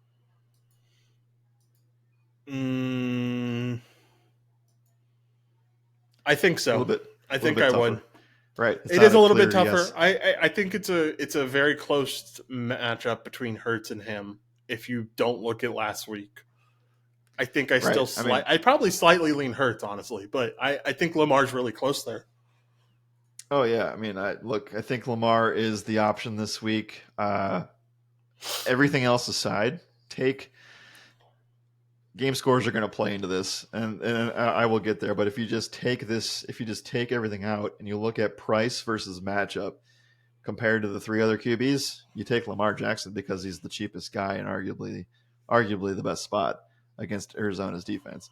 So the $200 on the $400 on FanDuel from Hurts Jackson could make a lot of difference this week, and specifically on DraftKings where they are 100 apart, maybe not so much. But I do think I side with Jackson because of the matchup, because of the fact that he just has to do so much on the ground recently. Just like that's why they're probably going to end up signing Derrick Henry or making an offer for that. We saw the passing stuff come into the fold. It seems like he's gotten things together with Andrews and Flowers, and so I really like the upward trajectory of Lamar Jackson. It was only a matter of time. I know that he had some down weeks against Pittsburgh and Tennessee. You can say that those Steelers matchups are always terrible for Lamar Jackson. So I think that, I'll take the guy that put up 28 fantasy points against Cleveland and 33 against Detroit, who was arguably a top 5 defense coming into last week. So yeah, it's Lamar's definitely feeling himself. And I think, maybe this was more of a hot take last week, but if there's still an outside looking in chance for MVP, throw some money on Lamar. Yeah, I can definitely get behind that. Also in DFS, really like pairing him up with Zay Flowers. I think the matchup for Zay looks really good. I don't think Arizona has the corners to cover him, and he's getting a really consistent workload when it comes to the passing game. Also, over the past 4 weeks, the Cardinals have allowed the most fantasy points against the wide receiver position. I really like the Zay Flowers spot. Love the Zay Flowers spot. You can't fade him on FanDuel. He's a must play on FanDuel. I know that we don't have to say must plays, right? But like he is a top 3 wide receiver on that site this week. On DraftKings, it makes things a little bit tougher when you have to pay a price tag of $5,600 because it is such a weird price range. But I think that he's just as strong of a play on any site this week. Yeah, completely agree there. All right. We got to talk about the running back room and Mark. Well, first let's talk about Mark Andrews. Any interest in paying up at the tight end position for him? Not really. I think that you have things that you can do at the tight end position this week. Mark Andrews only had, I know that he had 20 fantasy points last week, but he had 6 targets. I'd rather just take Zay Flowers. For sure. Definitely agree there. Gus the Bus, Justice Hill. Any interest in this backfield? Gross. I don't know. I mean, Gus is fine. Gus is a good tournament play. Don't get me wrong. I think that if he gets 14 to 15 rushing attempts in a spot where he is such a big road favorite, no weather in this game, he did have a lot of it come from a 1 catch for 80 yards. That is such a weird, that never happens to Gus Edwards line. So you take that away, he still has 12 fantasy points. I don't know. I think it's fine for tournaments at that price tag. That's as far as I'll go with it. Yeah, for sure. I can get behind that. All right. Arizona, anything you like here? I kind of just am fine with fading this Arizona side. I understand if you want some tournament run backs and guys like Marquise Brown or something, but I don't know. There's not a whole lot that I want here. Definitely a chance that I know Kyler Murray practiced in full. So is there a chance he's back this week? That it remains to be seen. Um, I don't know. And at the moment, I think that it would be really foolish of them to bring him back this week specifically. Yeah. Uh, the Ravens are the worst matchup for opposing quarterbacks. So let's take a look at their schedule really quick. Maybe they don't care about that. But as an organization that is probably not trying to win a bunch of games, I would say probably not starting your quarterback in this spot would be optimal. Who do they play next week? Oh, they play the Browns. Doesn't get any better. Okay. Oof, Uh, man. anyway, yeah, I don't know when. Maybe we'll see Kyler Murray back soon. By the way, I think the new COD comes out in November, so there's that too. Uh, I don't have Yeah. any like. I want to. I will say we're full fading the Cardinals on FanDuel. On DraftKings, Zach Ertz went to the IR. He could potentially just be done this season. Trey McBride is 2,800. He's going to run 100% of the routes at the tight end position on dropbacks. You're playing Trey McBride on DK this week. Yeah, for sure. I can definitely get behind that. All right. Well, we got to talk about prize picks. We got to talk about some pick 'em options, especially for a guy like Zay Flowers. 54 and a half receiving yards is something I could certainly get behind.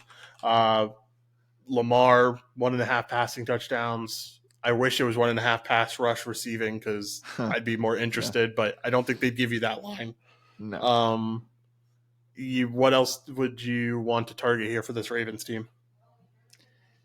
I like the Zay Flowers stuff. One thing I have learned though is that Zay Flowers will always have this middling 50 receiving yard number, and it's very sweaty when you look at it. Uh huh. So I think I would rather have a receptions number, and if it sits at like 4.5, 5, I'll take that. But I will probably stay away from the receiving yard number because it has burned me a lot. So we'll see about that. But I don't mind the spot for Justin Tucker field goals or kicking points. It's a dome game, so shouldn't have to worry about any conditions there.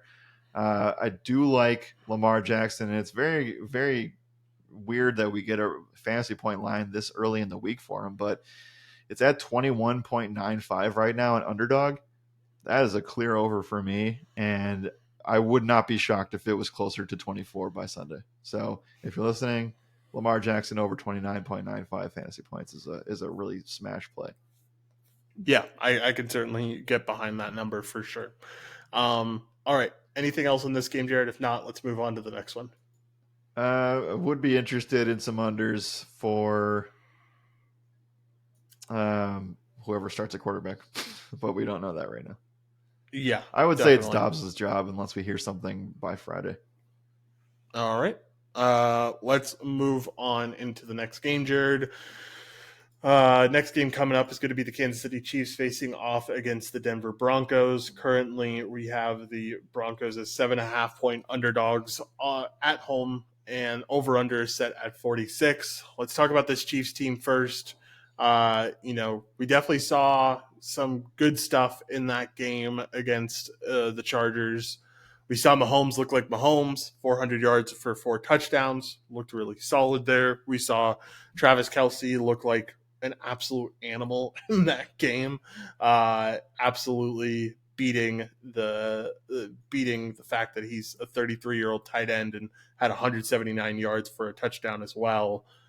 We just saw them stopped against this Denver team, though. We just saw this offense somewhat struggling against this Denver team, though. We also saw the fact that the Packers struggled against this Denver team. Do we think the defense is taking a step up here in Denver? Or do we think that it's going to change when Mahomes comes into town? Oh man, I don't know. Uh, I don't think it matters. I think that the Chiefs will still pound them. I think that the last time we saw these two teams play was on the Thursday night. So maybe a short week of rest with the. Was this the Travis Kelsey Bronco? Like, did he have the scary non-contact thing against Denver? No, it was against Minnesota that Minnesota, contact thing and happened. then 4 days And later he then had to he play 4 days Denver. later he had a humongous game against this team. Right. So I think that Kelsey is just fine for this game. The problem is price, and I don't think you can justifiably play him at 9K because are you happy with getting? I mean, it's still a top tight end score probably, but are you happy with getting 15 to 18 FanDuel points at that price? And I don't think the answer can be yes there because if a quarterback gave you 18 to 19 fantasy points, you would not be happy about it. Yeah. I completely agree. I think at the end of the day, what it comes down to is like, would you rather play Kelsey, AJ Brown, or Tyreek Hill? And I think Kelsey comes at the bottom of that list, sadly. That is a tough conversation, though. You think so? You think it's Kind of, close? kind of. I don't think it's close. I think I have AJ Brown over him, and I think Hill is. I'm trusting in you to have Hill over him, but I don't know. It's close for me. I think he might be over Hill just because of the Patriots defense, but I definitely have AJ over him. I think AJ's just been, we talked about it too much that we just take wide receiver ones against the Commanders. We just saw him do really well. He's been the consistent guy there. Yeah, I don't disagree. Their team totals are all very close. Eagles actually have the lowest team total with 25.5 compared to the others. Um, I'm not worried about the Chiefs playing an elevation either. They play this spot once a year. They know how to prepare for it. So I'm not worried about it. You know, I don't know. I mean, like Kelsey just absolutely continues to defy anything related to age at the position, and we know that outside of Rashee Rice, no one else competes for targets that's going to be any significance. And I think that the Chiefs are just starting to figure things out on offense. So the last game against the Chargers was really just like the point of like, and this is, I guess, why I say that Kelsey is a tough decision versus Hill and Brown. That's because I think that last week was the spark, the switch has been flipped on the offense, and then I think that they're gonna be able to start figuring things out now. So I know that Denver did a pretty good job stopping them, but let's also let's also remember maybe it wasn't Denver's defense, maybe a little bit of it was, but the Chiefs were awful in that game in the red zone, and that's when Butker put up a bajillion field goals. So if they convert some of those touchdowns, I think you were the one that brought this up like last week when we talked about the New Heights podcast comments. It's only a matter of time before they start converting in the red zone, and we saw that last week. So I think that No. the Chiefs are going to be awesome again this week. Yeah, can certainly get behind it. I think there's definitely some upside. I will say you mentioned a name that I'm interested in. Rashee Rice continues to be a guy that gets the targets and continues to look solid as a second wide receiver to what Travis Kelsey brings to the table. So I like Rashee Rice. I think he's someone that is going to continue to get a lot of work and going to continue to be someone that Mahomes looks at frequently. So I like the Rashee Rice spot as well. Running back room. We targeted this Pacheco spot on Thursday Night Football last time they faced off against Denver, and it was very disappointing. At least for me, it was very disappointing.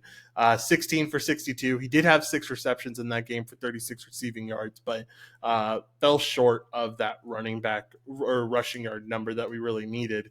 What do you think about Pacheco this week? Are you willing to go back to the well here? Yeah, so I think that I feel very comfortable playing him on DraftKings.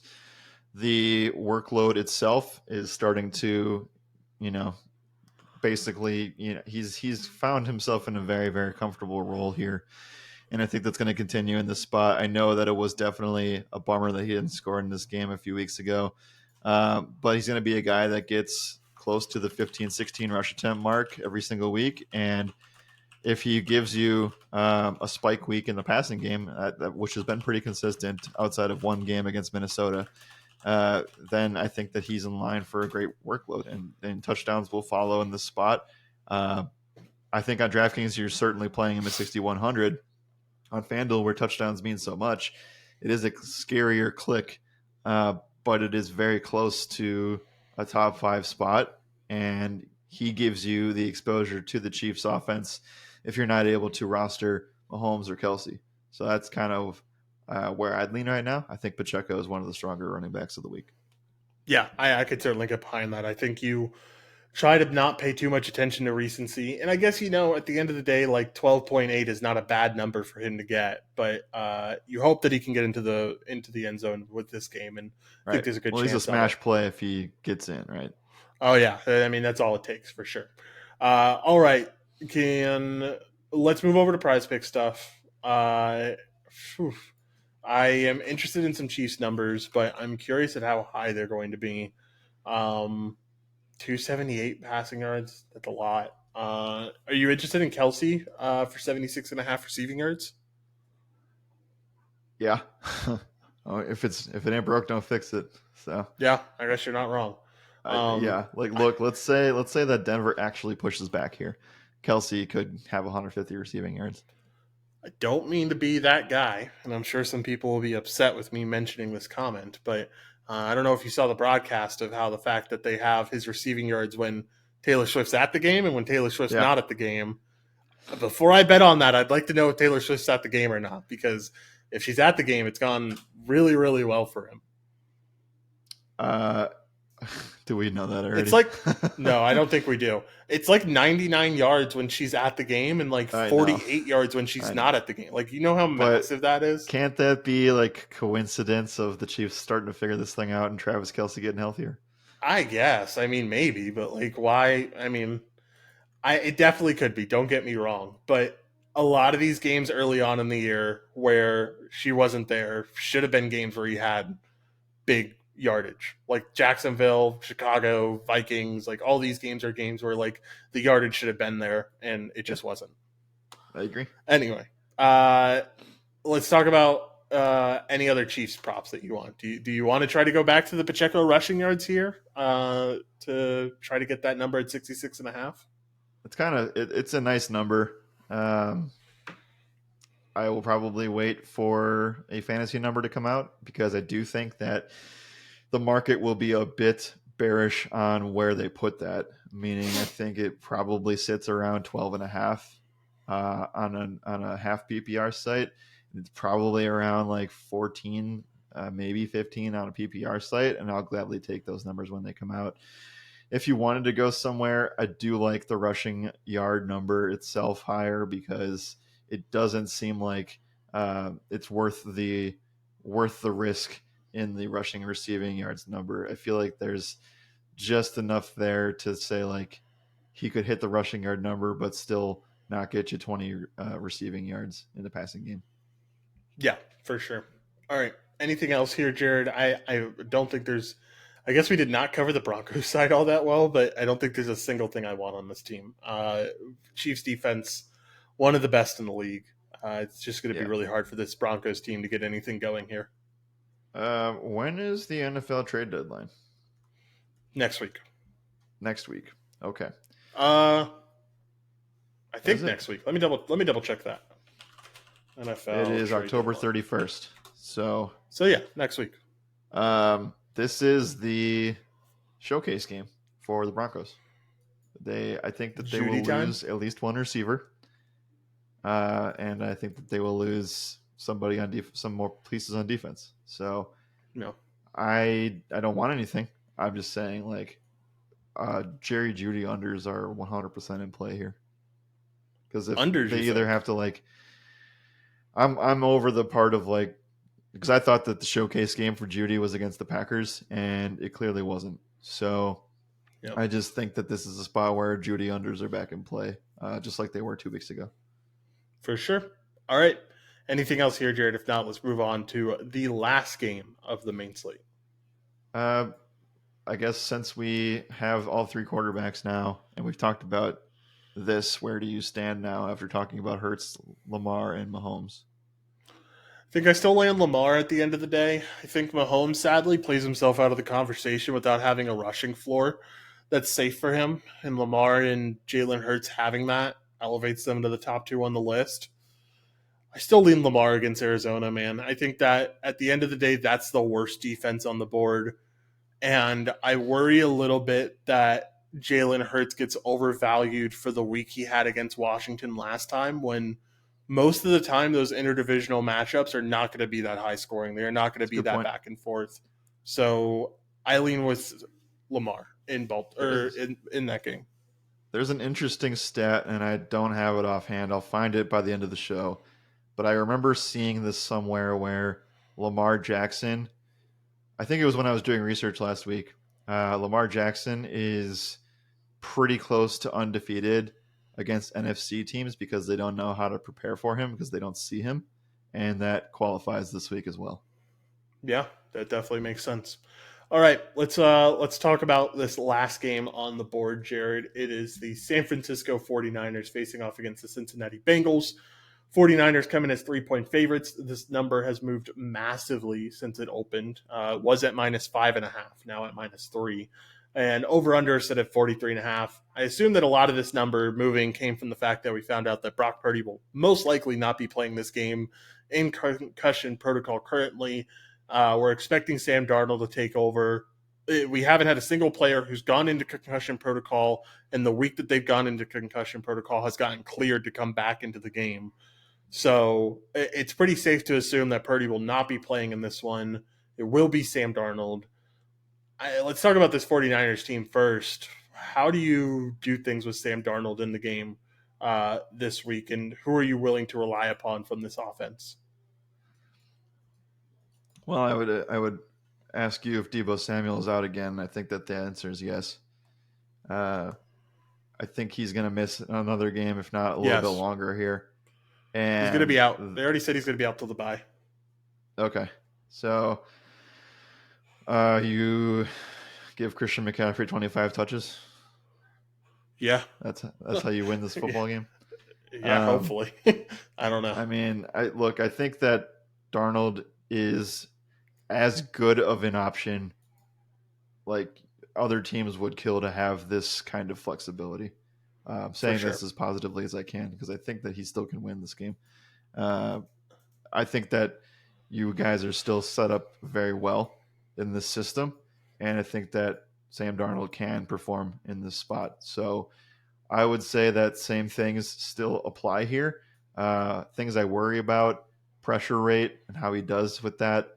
We know that the Bengals like to blitz. We know that they are very good second half adjustments.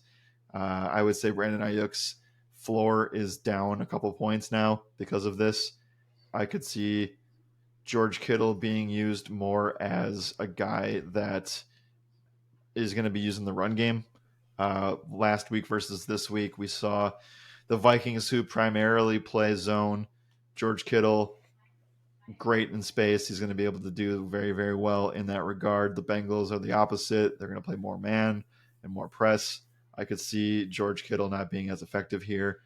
And I think it just comes down to the health of Christian McCaffrey and being able to give him 25 to 30 touches. So it's kind of a gross spot.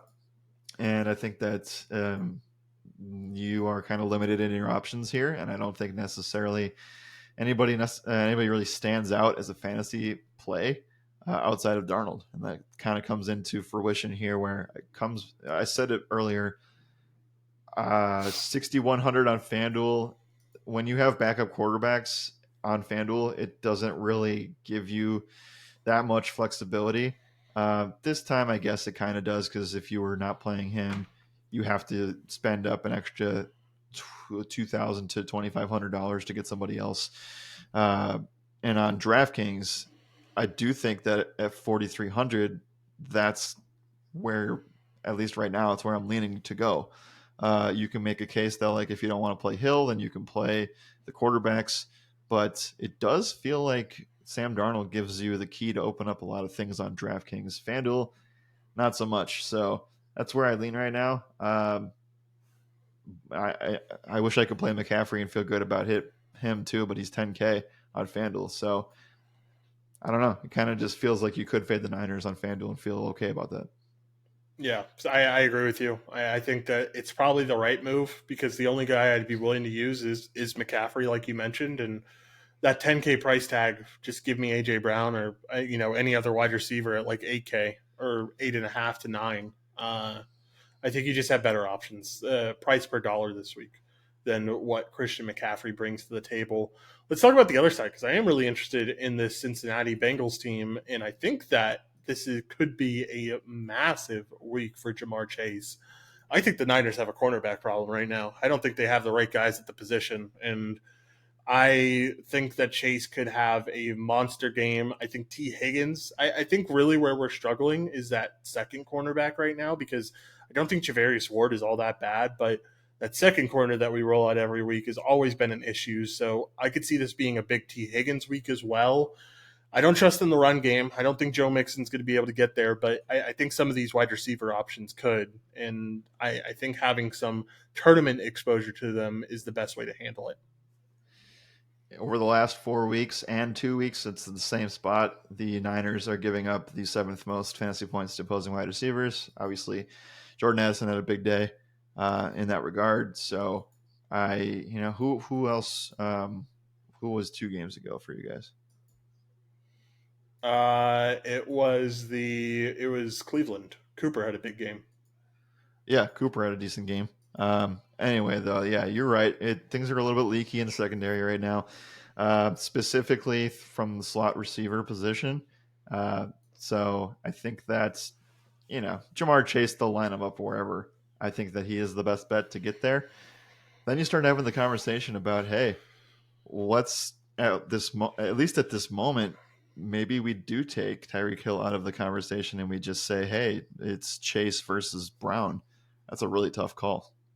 That is a really tough call. I don't know where I'd lean with that, but that is I a don't very know tough at this call. point either. I think we need a lot of dominoes to fall to make that decision.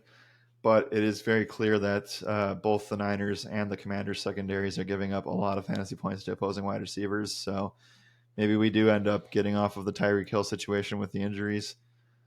Yeah, I think that's very intriguing. I'm not interested in Joe Mixon. I could see, and I usually am, so I'm off of that this week. I could see people play him, and it's because he is 6,500 on FanDuel. So I would not Yeah. be shocked. I think that's a terrible use of your money. I think you're burning it a little bit there. So that's how I feel about that situation. Will say, on the side of optimism as a Niners fan, I'm sure if you're watching the podcast, you can see the Niners stuff in the background here. My optimism as a Niners fan and hoping that we get better against wide receivers relies a little bit upon the DC Steve Wilkes. He mentioned this week how he made a lot of mistakes with blitzing, and so I'm hoping this week we're a lot less blitz happy.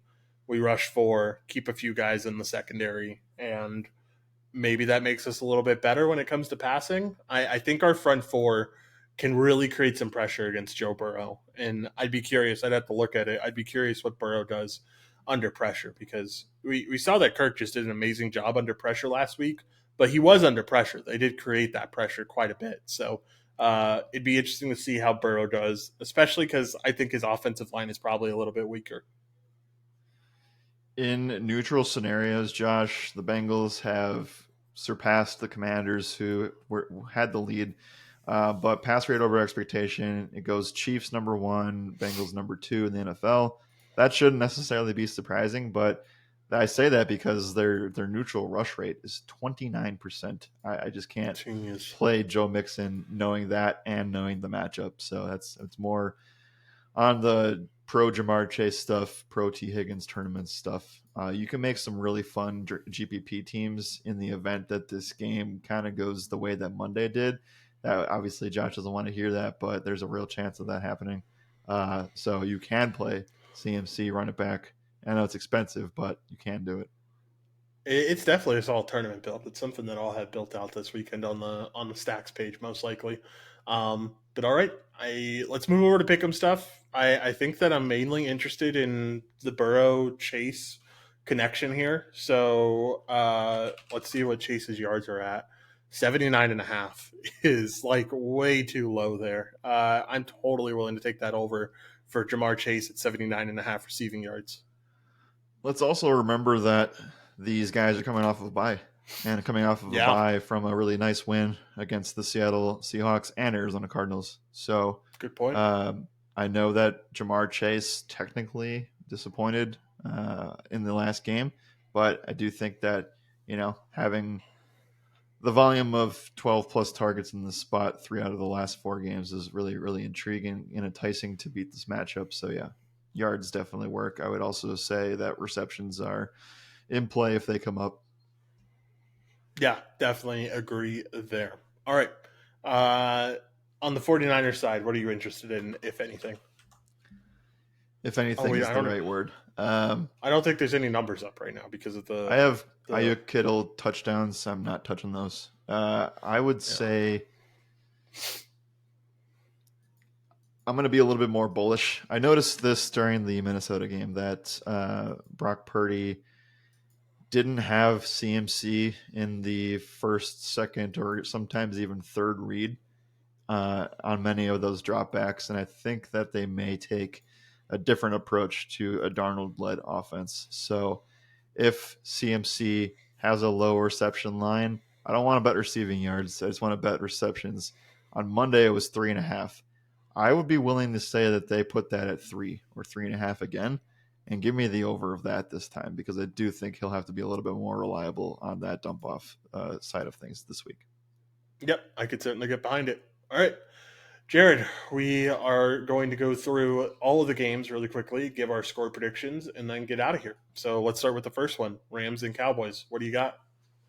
Rams Cowboys. I think that Dallas again has been a part of a lot of games that have blown out either direction. I think that the Rams obviously have a weird running back identity at the moment, but they do have receivers that can certainly help the backdoor cover here. I think Dallas will be in a 1-score game for the majority of things. I see the Rams covering, but Dallas winning in a game that I think is one of the only games that goes over the total here. So I will say this one will finish 27-24.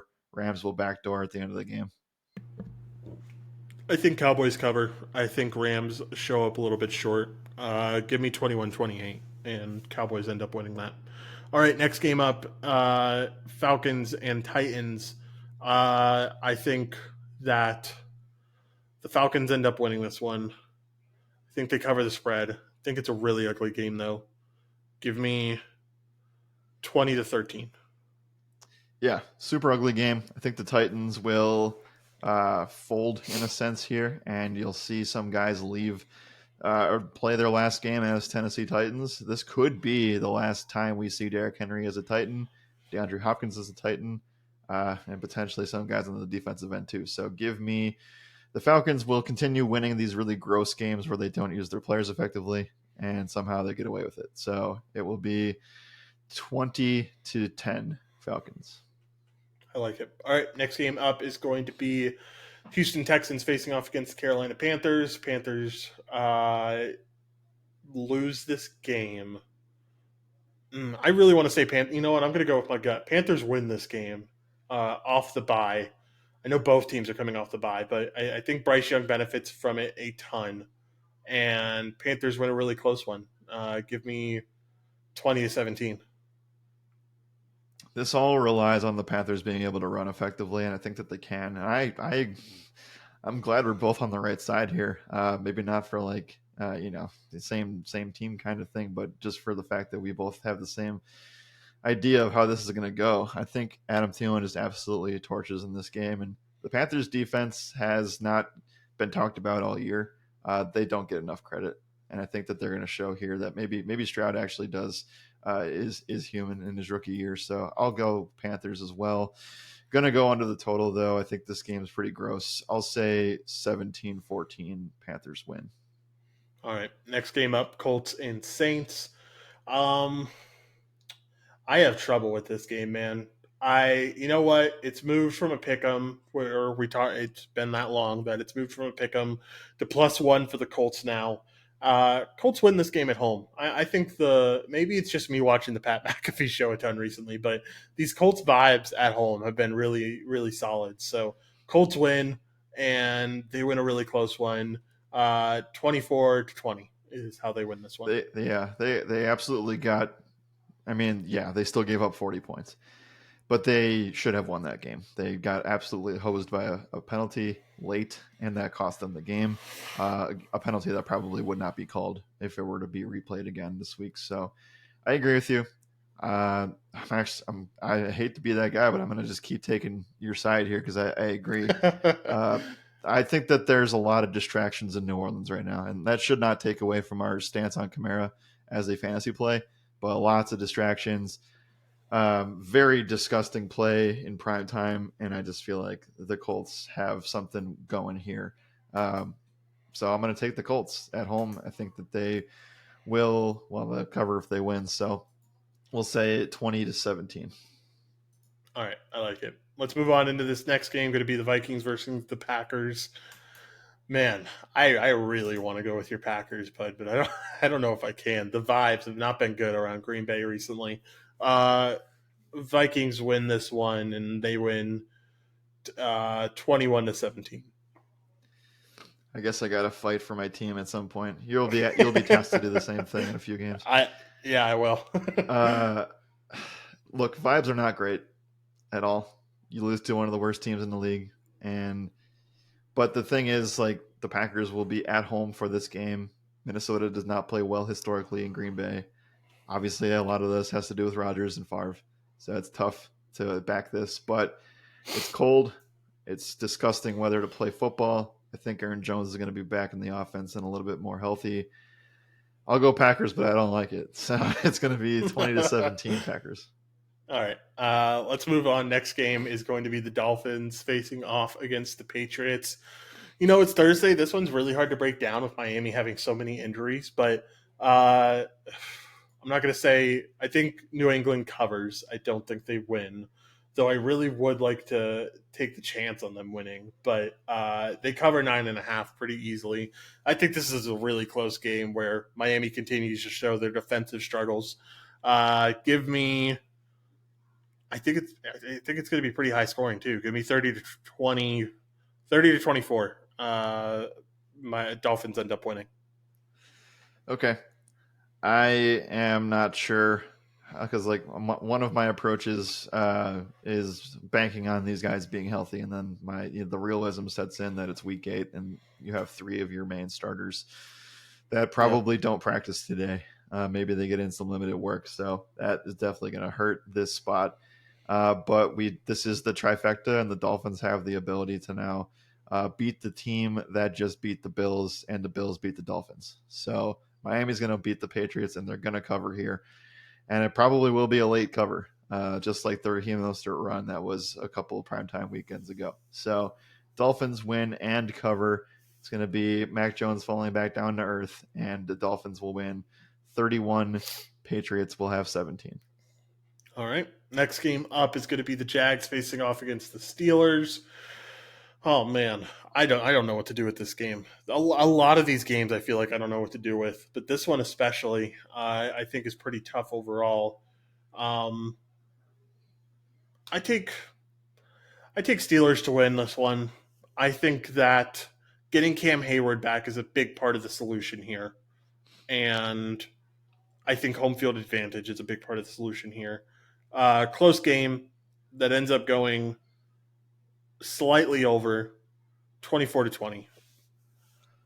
I like it. I don't know if this podcast we're just going to be on the same side of all the dogs here. I guess so. Because I agree. I think the Colts win at home. I think the Panthers win at home. And I think that the Steelers team, coming off of a really impressive game against the Rams, they never wavered and they were able to beat that team. So I think the Steelers win at home in this spot. Jacksonville feels really good about being 5-2.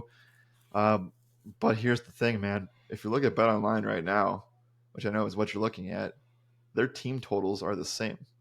And somehow Jacksonville is getting a 3-point advantage on the road here. I don't agree with that. I think that there's a lot to say about the Steelers playing at home. And with Trevor Lawrence under pressure, I just think that there are ways that Pittsburgh can win a really close game. So I'll say Pittsburgh wins and they cover, obviously. I'll say a lower scoring affair. We'll say 17-13 Steelers win.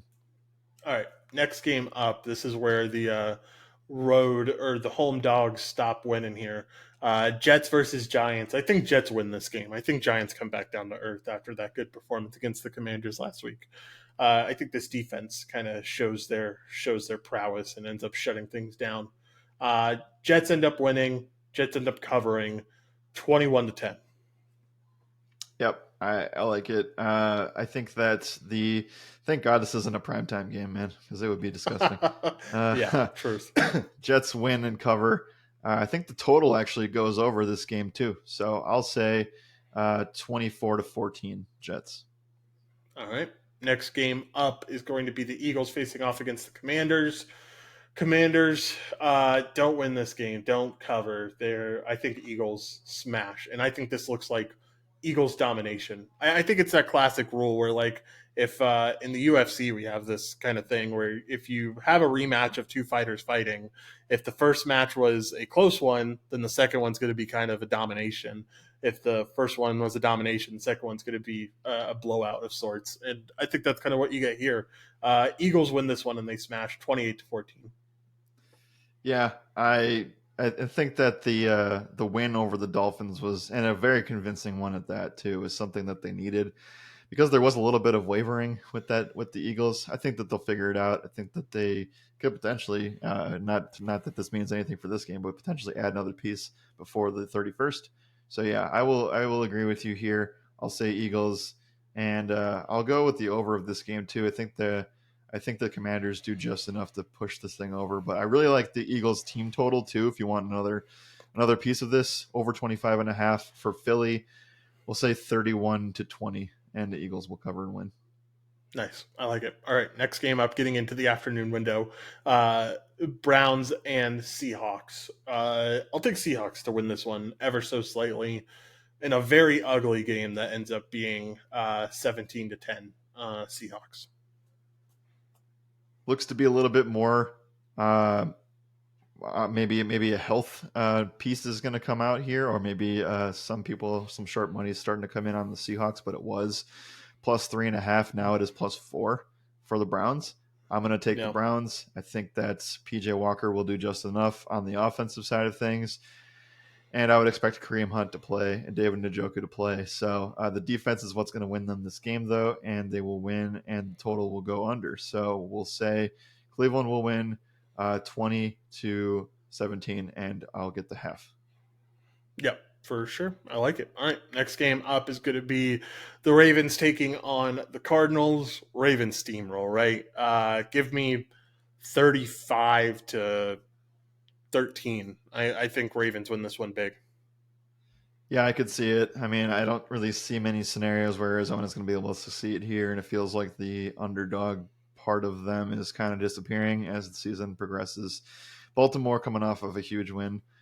Here's the stat, Josh. Lamar Jackson is 16-1 now against NFC teams in his career. Wow, that's insane. So Plays the I know he plays the Niners on Christmas Day, I think. So that's they have 4 more games against hear. NFC opponents this year. So yeah, that's gonna be fun. So I'm going to say Baltimore wins and covers. I guess I'm a little scared about the backdoor cover here, but I will say Ravens win. They will hit their team total as well, so 28-17. I like it. All right. Next game up, Chiefs versus Broncos. Similar to what I said about the Eagles and the Commanders. First game was actually pretty close between KC and Denver. I think different this time, especially with Kansas City figuring out their red zone problems. Give me Kansas City 28, Denver 10. Actually, that's generous. Give me Denver 6. Oh, okay. Nice. Don't score a touchdown.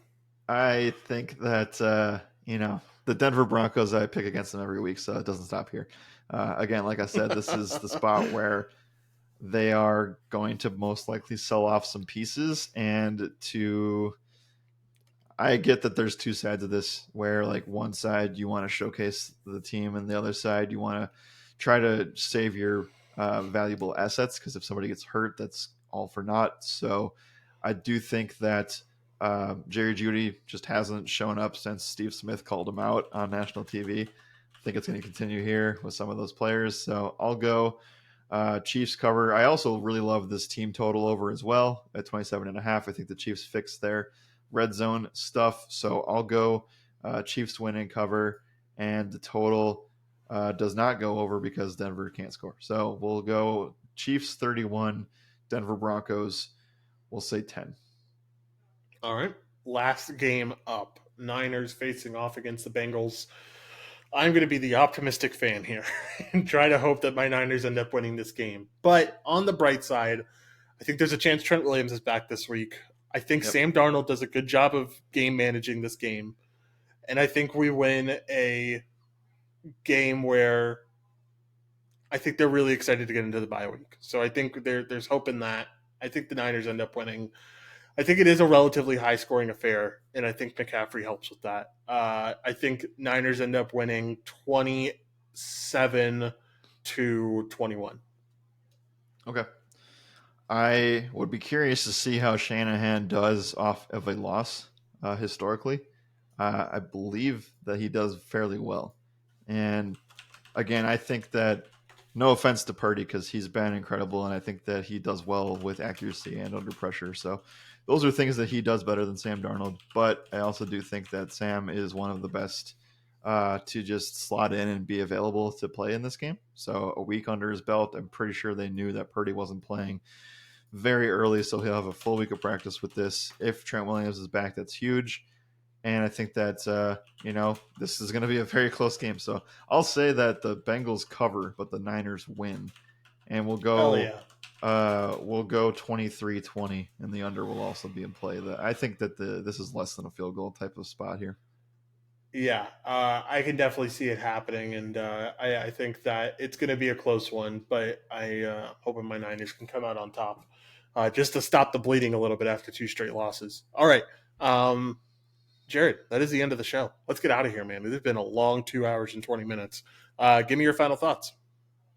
This is one of the last big slates of the year in terms of the amount of games that we have, at least for a little bit. And we're soon going to get into some more games with like a lot of buys coming up and with games overseas and Thanksgiving and all that kind of stuff. So lots of things to sift through, lots of injuries to keep an eye on. There are a lot of games come even tomorrow or Saturday that just won't be relevant anymore. And that's hopefully going to shake some stuff out and some decisions. So I think the biggest thing for me right now is deciding, number one, who do I want to play as my top wide receiver and spend my money. That's going to be a very tough conversation to have. Hopefully things clear up a little bit with that.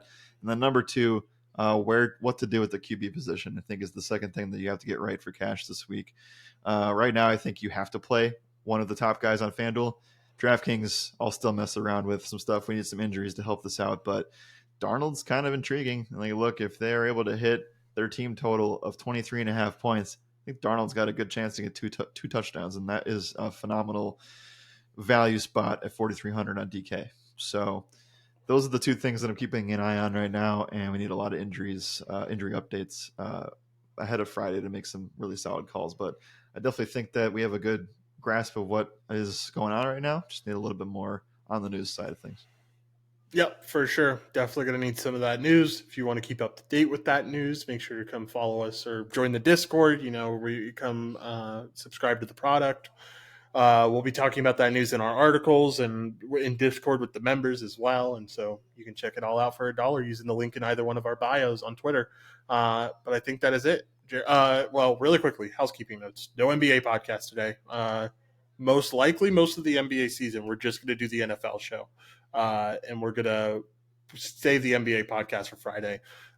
These shows already take a lot out of us. And so doing 2 back-to-back is really rough. So there will still be NBA content, though. Still going to be DFS lineups, still going to be pick'em selections as well. We'll still have stuff out there. Read and React also will be available if we get any injury news today. But yeah, I think that's it. Jared, anything else? If not, we will get on out of here. Yeah, there's 2 Bucks teams playing tonight. The NBA team will win. Wait, what? Oh, 2. Oh, okay. Yeah, you threw me for a loop there. Man, it is just the tired brain that happens after these 2.5-hour shows. But all right, let's get out of here. Thank y'all for listening. And as always, my name is Joshua Riemer. Good night and good skill.